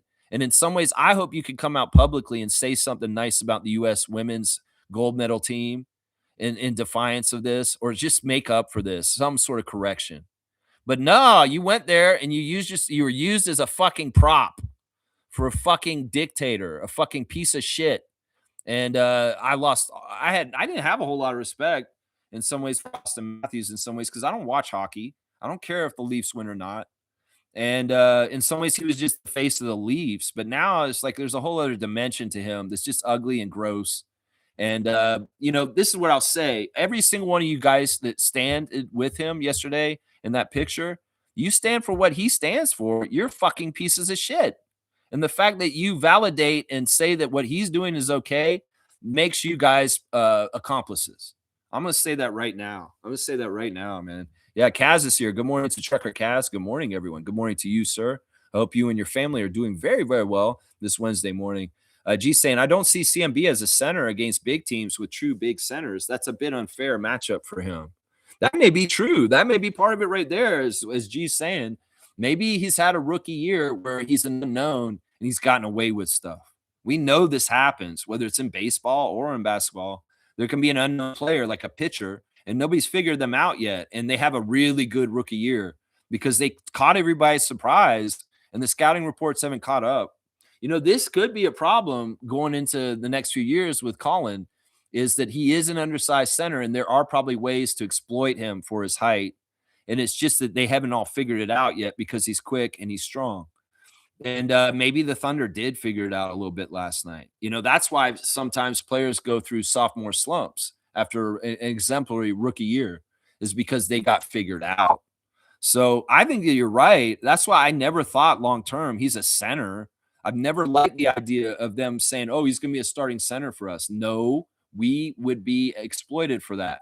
And he's a much better power forward. You only play him at small ball center, not as a regular thing, but as a strategy for a particular lineup you may be going up against and it would work against. But if you're going to play Hartenstein and Holmgren, I don't think Colin Murray-Boyles is an effective starting center, is what we learned last night.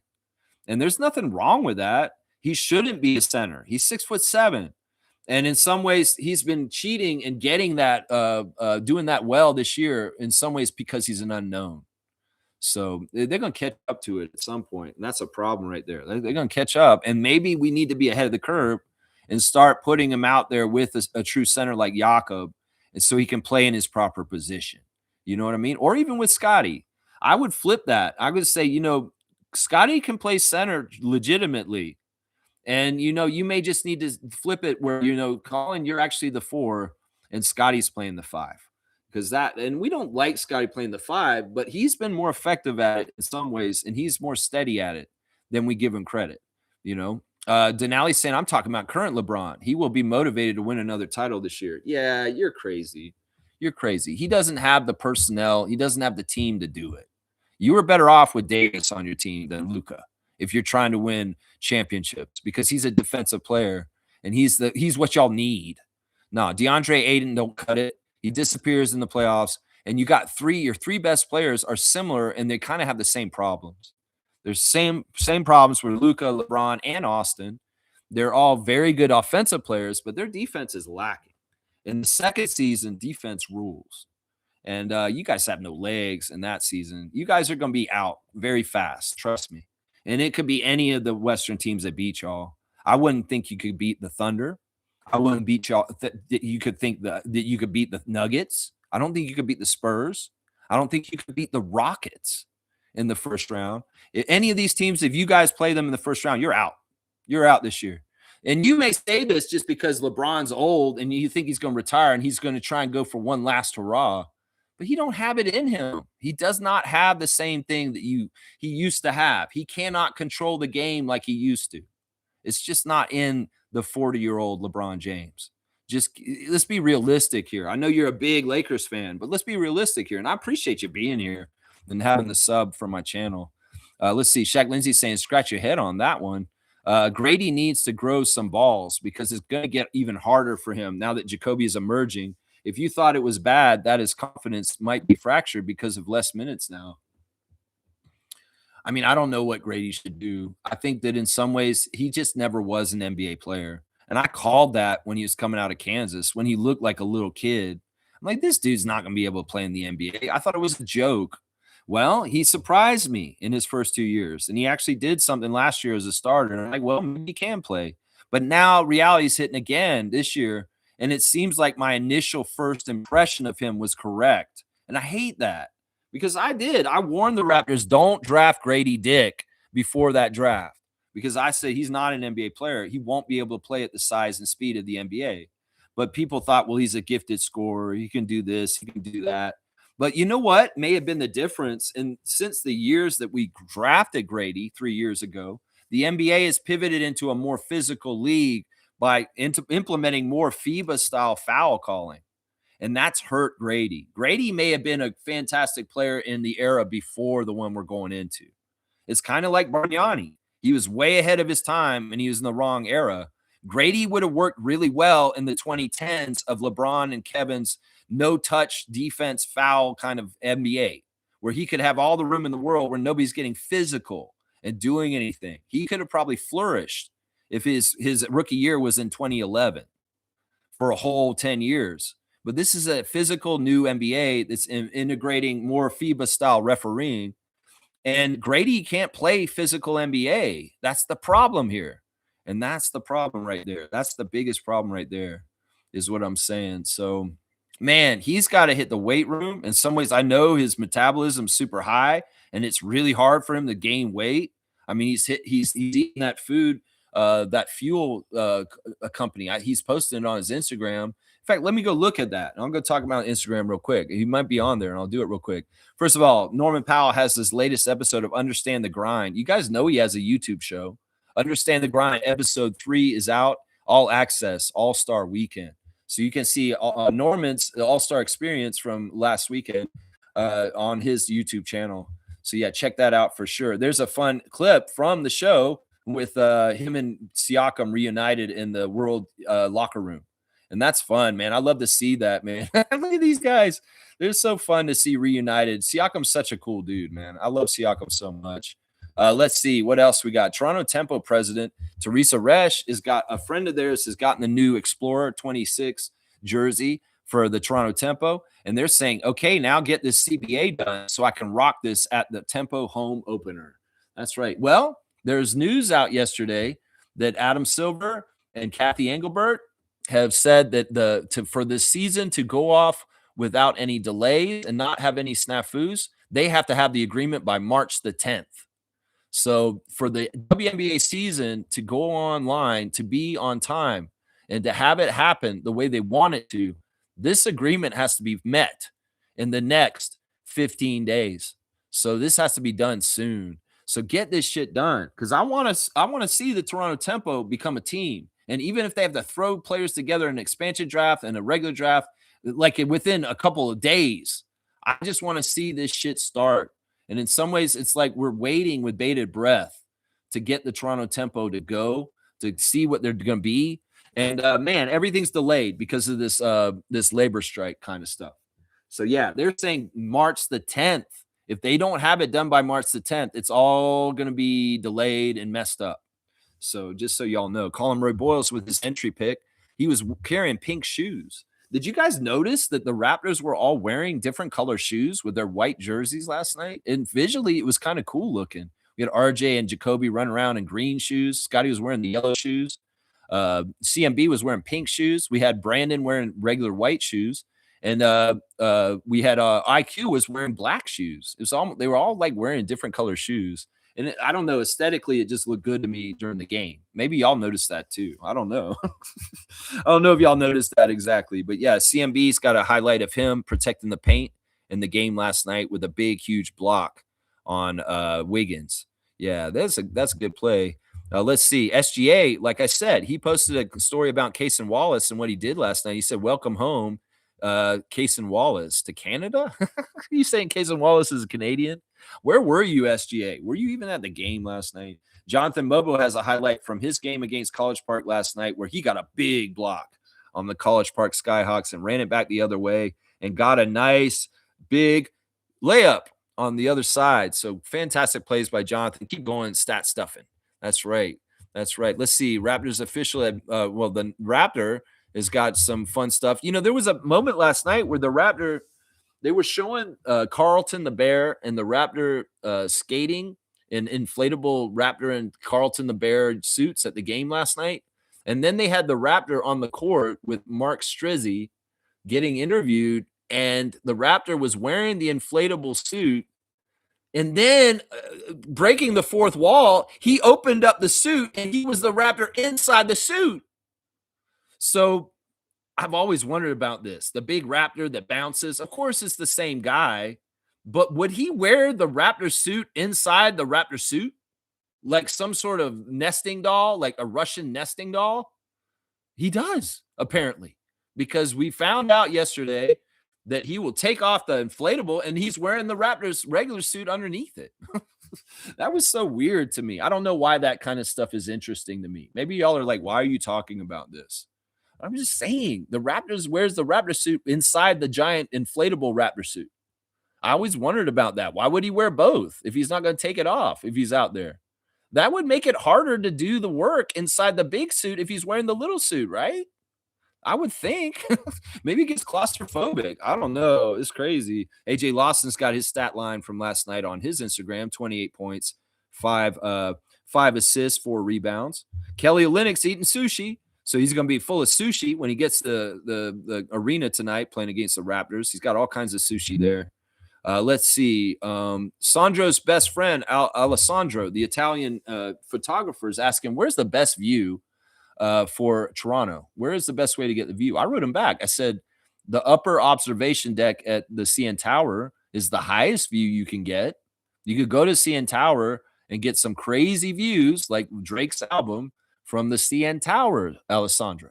So I say, go there. And if you want to, eat at the restaurant too. That restaurant rotates and it has fantastic views also while you're eating a very upscale dinner. You know what I'm saying? Right there. Yeah. Yeah. Let's see. Raptors 905 showing practice highlights of David Roddy practicing with Team USA right now. Of course, he's away from the team. He's taking that advantage. Also, a reminder, there is a March break camp for Camp 905 out at the Paramount Fine Food Center. It'll be March the 16th to the 20th. It's for kids that are on March break and parents that can't take care of them because they have to go to work. So, yeah, check out the Camp 905. It's from 9 to 3:30. Those days you can have aftercare where they can stay later if you need them to, up to 5 p.m., but it costs different amounts. But, yeah, it'll be at the practice court where at Paramount Fine Food Center. So, yeah, if you need a camp for your kids during March break, 905's got you covered if you want to go there. It's too bad, man. The 905 were playing really good the whole game and just barely lost at the end of the game, which is too bad. Too bad. All right, let's see. I've started to follow Mariah Amber on Instagram, and she's doing all kinds of stuff at the game yesterday. She was really repping us hard at All-Star Weekend. She was wearing a Grady jersey while she was there for most of the weekend, which is awesome. So I like that she went to the big NBA event and she wore Raptors colors and represented our organization while she was there. She didn't like hide it. Let's just put it that way. So, yeah, Mariah Amber, you're awesome. You're a very important part of the Raptors organization. I appreciate you. I'll just say that right now. She has an interview with Michael Bartlett. She did, too, before the game with the CEO and president of Canada Basketball. Very, very cool. All right, let's see what else. Eugenio Maroi, he's celebrating right now because he's a champion in Spain because they won the Spanish championship, Baskonia, and they had their championship parade, or at least their championship celebration. It's in a square in Spain, and that is jammed. It does look a little bit like the Raptors 2019 championship parade. It's not the same scale of area, but it is jammed like that. There are so many people there and celebrating Baskonia's championship. So that's pretty cool stuff. Genus, big smiles right now. Big, big smiles. Let's see what else we got on the Instagram. Is that important? No. Is that important? No. Let's keep going. Jamal McGlure has new addition on his Instagram. Cool it now. You got to slow it down. Slow it down. You're gonna lose control. Also, Monica Wright Rogers is saying, register today. Women in Sport Fireside Chat Networking Lunch, March the 7th, 11 a.m. to 1 p.m. And she's going to be one of the speakers at this. And I guess, where is this at? Soul to Soul Collective is putting it on. Where is the actual location where you guys are doing this? It doesn't have that on the ad. That's a problem. You guys need to tell us where the event is held. Let's see. Alessandro wrote me back. He said, thank you for the advice on going to the CN Tower. There you go. Very, very cool right there. Very, very, very cool. Yeah, Grady is eating fuel from, I forget what's the company. It's one of the food restaurants downtown. He puts on blast a bit. It's really good, healthy food. And it's like broccoli and just like really good, healthy stuff, man, that he's eating there. Yeah. Yeah, let's see. Denali's saying, I don't think Austin Matthews is a bad guy. He just isn't smart enough to understand that he's being used as a prop. Yeah, that could be true too. I mean, I got to remember, jocks can be pretty stupid and they're not as enlightened and smart. I mean, there's also the whole aspect that he's just a very privileged, rich athlete and he doesn't give a fuck. I mean, we could see Wayne Gretzky run around with MAGA hats on, disappointing entire country of Canada. And everybody's saying, you know what, Wayne, fuck you. You're not so great. You know, and this is kind of like that. I mean, Austin, you play for the Leafs. The Leafs are one of the most popular sports teams in Canada, and Canadians like the Leafs, but they don't like Trump because Trump is trying to say some bullshit about adding us to the United States, and we don't like that. So, Austin, why are you so dumb, man? That's what we're wondering right now. Denali is saying he thinks that you're stupid, and that's why you don't understand what's going on here. And that may be true. That may be exactly right. That may be exactly right, man. Denali's saying, no disrespect to any team in the NBA, but the Lakers are the team to beat. No one is better in the NBA at close games than the Lakers. I don't see that, man. Like, what's your all's record? And how have y'all been doing overall? I mean, y'all did beat us both times we played you this year. In some ways, the refs helped you in one of the games. You know, when Austin Matthews gets more free throws than the whole entire team, that's kind of messed up, bro. That's definitely helping. And I thought it was so funny. Somebody joked the other day, they're saying that Luka, if they make a statue of him after he's done, it'll be of him complaining to the refs. That's like his action for his career. Yeah, I'm sorry. I'm not going to glaze the Lakers. I'm not going to agree with you because I'm looking at the standings and I see the reality. You know, they're the same place as us. They're in 5th place in the Western Conference, and they have a similar record to the Raptors. In some ways, you know, similar kind of power in the playoffs, honestly. I would say that's probably true. That, you know, I don't expect the Raptors to go deep in the playoffs, so you shouldn't expect the Lakers to either. Denali's saying the Lakers have the best record in clutch games in the NBA. I'm not trying to brag, but this is the best indicator of a good playoff team. Time for you to join the Lakers bandwagon now? No, man. It's not going to happen. I would only join it maybe after LeBron retires or he's not on your team. I can't root for any team that LeBron's on. That's too easy. It's the same way that it's like hard for me to root for any team that Michael was on or Kobe, because I don't take the easy route of trying to root for the dominant player of their era. No, I'm always an underdog rooter. And being a Raptors fan is exactly that right there, right? But no, man, you can say that that's an indicator, but the real indicator is who plays defense, who's physical, and who wants it more. And honestly, Luka doesn't want it more than most of the players in the Western Conference. Let's just put it that way. Yeah, either way, Denali, I appreciate you being here. Maybe we'll limit the Laker content on the channel because this is a Raptors channel. All right, let me see. Let me get into more of my tabs, guys. Let's see. I did that one already. All right, let's do the straight goods on Canadian goods. All right, guys, I've brought this product on my show many times already, and I'm going to do it again, and it is Crofters. Crofters jam is fantastic. Jam or jelly or whatever you want to call it. If you see that bear on there, and this is wild blueberry jam.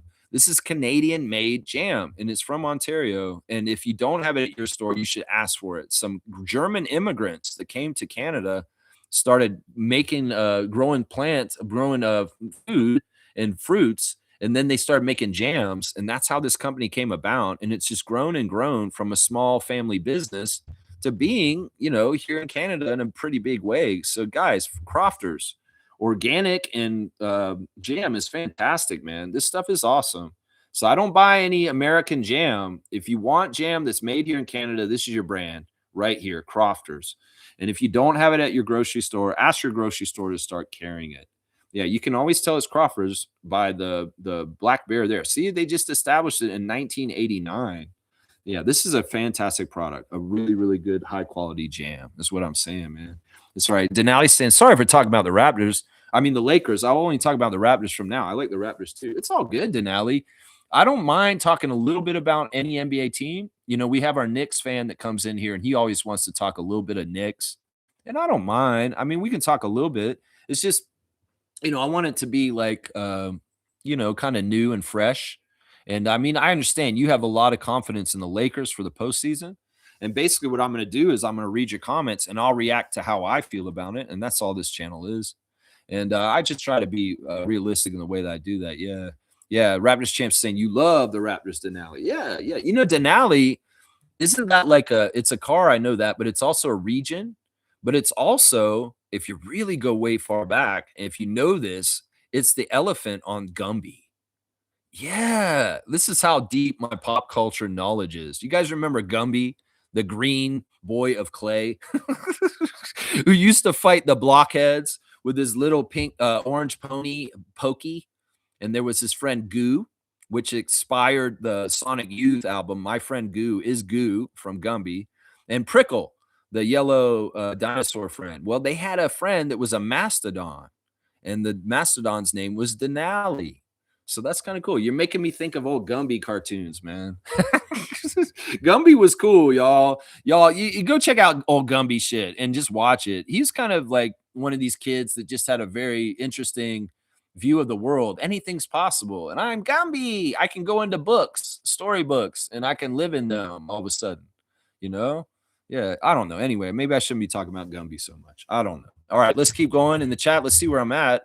I may be done soon. Breaking news. Do we have any breaking news here? Let's see. I don't think there's any Raptors breaking news right now. There's definitely a lot of political breaking news, which is stupid, some of it. But yeah, nothing on Scotty for sure about whether he's going to be out today or not. All right, let's do the birthdays. Happy birthday to Gary Forbes. Gary Orlando Forbes is 41 today. Happy 41st birthday. He's from Panama, guys. He's a Panamanian player. And he played for the Raptors in 2011, 2012 for 1 year. He played 48 games for us, 2 starts, and he averaged 6.6 points per game. So happy birthday to 1-year Raptor, Gary Forbes, who is 41 today. But there's an even bigger birthday today because February the 25th is old Fred VanVleet's birthday. That's right. We got to say happy birthday to Steady Freddie. Steady Freddie is 32 as of today. And man, we love you, Fred, so, so much. I wish you were playing this year because honestly, the Rockets need you so bad. One of the things I've noticed with the Rockets is they're lacking the floor general to guide the young core to how to win at the end of the game. Denali's talking about the Lakers are good at clutch. Well, in some ways, the Rockets could be better at clutch if Fred was available because he would direct them and know how to close games out to get the win. We know that from his time on the Raptors. So, yeah, I want Freddie to get healthy. If there's any bright side to Fred's injury, it's the Unguarded podcast, and the ability for Fred to do that show has been fantastic. And I love what he's doing. He said recently, though, that he's not really into the just talking on the podcast thing that they've been doing. He really likes the interviews. He likes getting other people like Kevin Durant and Bun B and sitting down with them and just kicking it with them. That's his favorite part of the show. He's not necessarily into the fan interaction and the taking calls and then just talking about life in general. So I think his show may evolve to being away from that format and being more episodes where he sits down with somebody and does the show that way because he's enjoying that way more, apparently. I would love for you to do Norman. I would love for you to do Pascal. You get any of the Raptor guys that you played with, Kyle Lowry. Oh, my gosh. The Fred VanVleet Unguarded podcast with Kyle Lowry sitting on there with Kyle's way of being unguarded. That would be a fantastic episode. I know in some ways you have to balance things, Fred, with your Rockets audience, and that's why you did Kevin Durant first. But it'd be nice for you to show off some of the familiarity and ties with your former Raptor teammates that you have, any of them. Well, it would be weird if you did OG. If you did a episode with you and OG, that would be funny. So any of the old Raptors, obviously you get Norman or Pascal like that. If you got Scotty on your show, holy crap.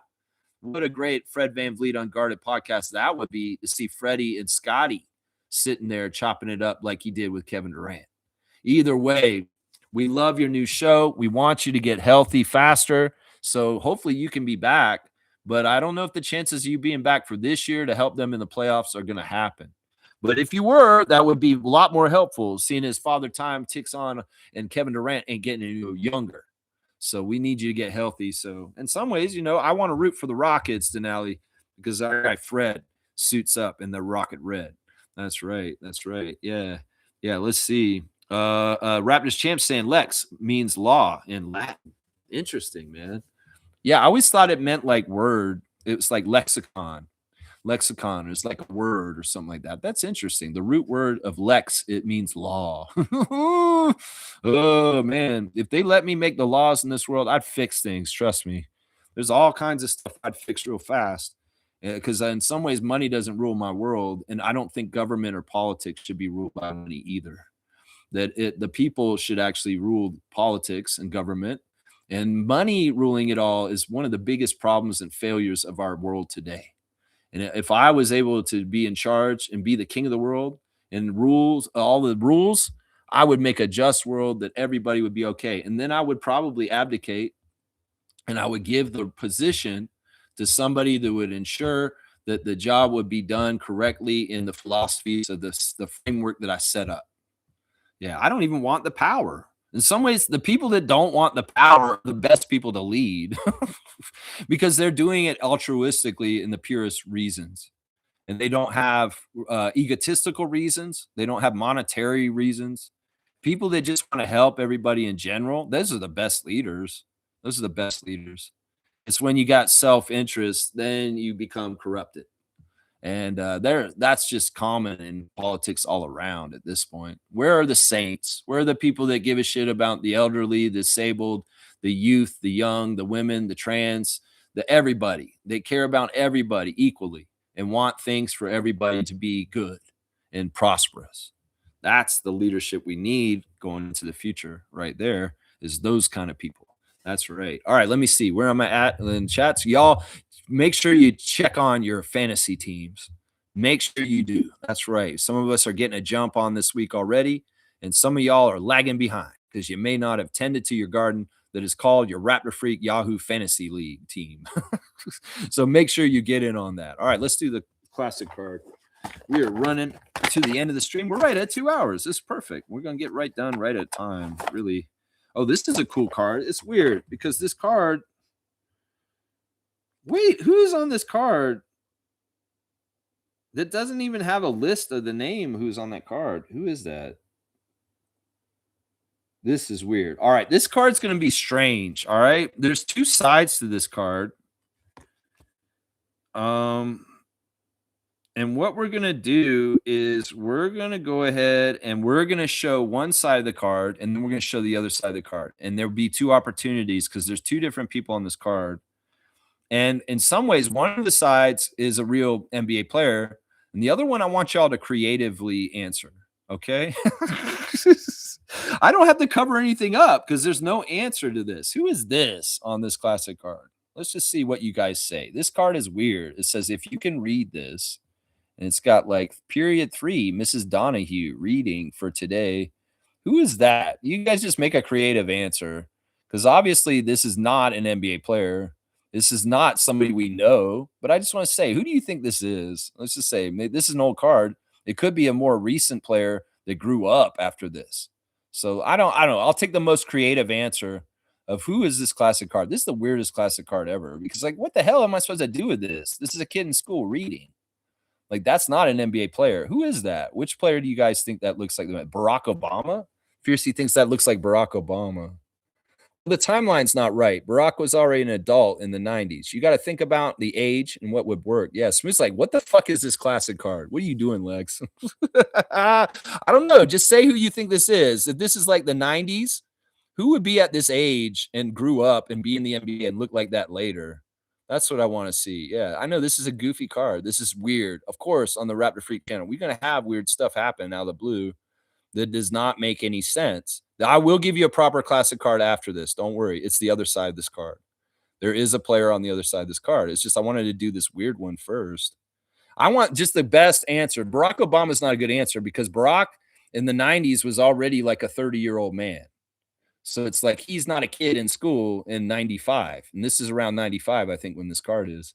So who would be a kid that grew up and went to the NBA that looks kind of like this? I don't know. I just want creativity for this answer. There's no right answer.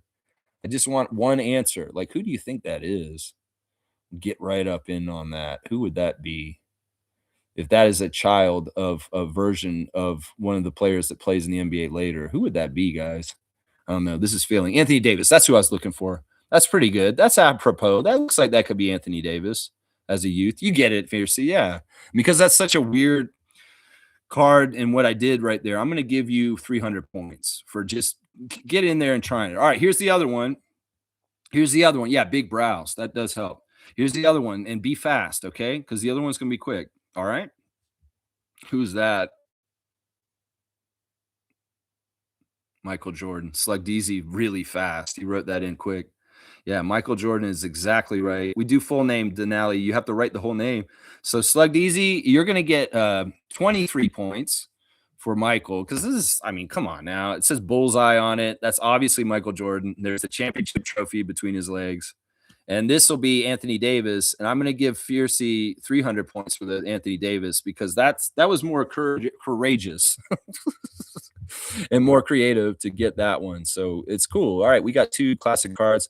So Slug DZ gets 23 points in honor of Michael Jordan.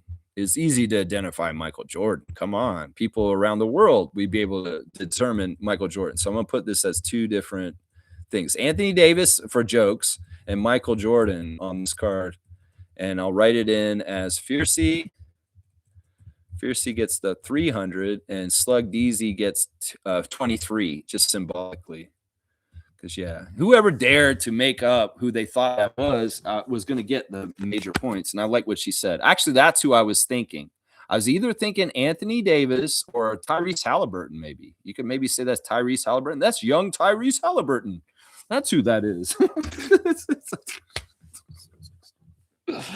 Oh, man. All right. Let's wrap it up, guys. We're done pretty much. All right. So tonight, the Raptors are going to play the Spurs. Our injuries for tonight are Scotty is questionable due to the injury he had at the end of the game last night. Jakob is back. So you will see Yak back out there on the court. He is not hurt. And then on the other side, David Jones Garcia is out and Mason Plumlee is out. I'm expecting a starting lineup of the Spurs with De'Aaron Fox, Steph Castle, Devin Vassell, Julian Champagny, and Victor Wembanyama. And for the Raptors, we should expect Emmanuel Quickley, RJ Barrett, Brandon Ingram, Jakob Poeltl, and Colin Murray-Boyles. Possibly Scotty. If Scotty is available to play, he will. We know he's not trying to miss games. So even if he's able to barely walk, he will show up and play. That's the way he is. The referees for tonight's game, Mark Lindsay, he favors the Raptors. JB DeRosa, he favors the Raptors. And Brandon Adair, he statistically favors the Raptors against the Spurs tonight. Last night, there were two games in the NBA and the G League. For the Raptors, we lost the Thunder by 9, and our stars of the game for that game were RJ Barrett, Jacoby Walter, and Scotty Barnes. And the stars of the game for the loss to College Park Skyhawks by the Raptors 905, AJ Lawson, Julian Reese, and Tyreek Key. All right, guys, thanks for watching. I'll be back tomorrow with the reaction for the game tonight, the Spurs game. And, yeah, I hope everybody has a really good Wednesday. And just Raptorize your day. Do the right thing. We say this all the time. You know, we got to put good in the world. We got to put good energy, positive energy, and energy that's for all of us and not exclusionary and not to hurt other people, not evil energy. There's a lot of evil energy out there. And some of it's trying to get mainstreamed as being just and how this world should be. This is not how this world should be. It is not. And selfish, egotistical people, they can fool some of the people some of the time, but they can't fool all the people all the time. And we are going to figure this out. Power to the people, workers unite, and I will see you guys tomorrow. Let's go, Raptors. The Spurs are a tough, tough case. I would say keys to victory, the vice to win the victory is basically play your best, play on a top level, play the whole 48 minutes at a top level. And you can win if you do that exactly right. That's easier said than done, especially against a team that has a centerpiece that's 7'5". You know what I'm saying? Yeah, yeah. You came right at the end, Milbester. That's too bad. Let's go, Raptors. Let's go, Raptors. Let's go, Raptors. Let's go, Raptors.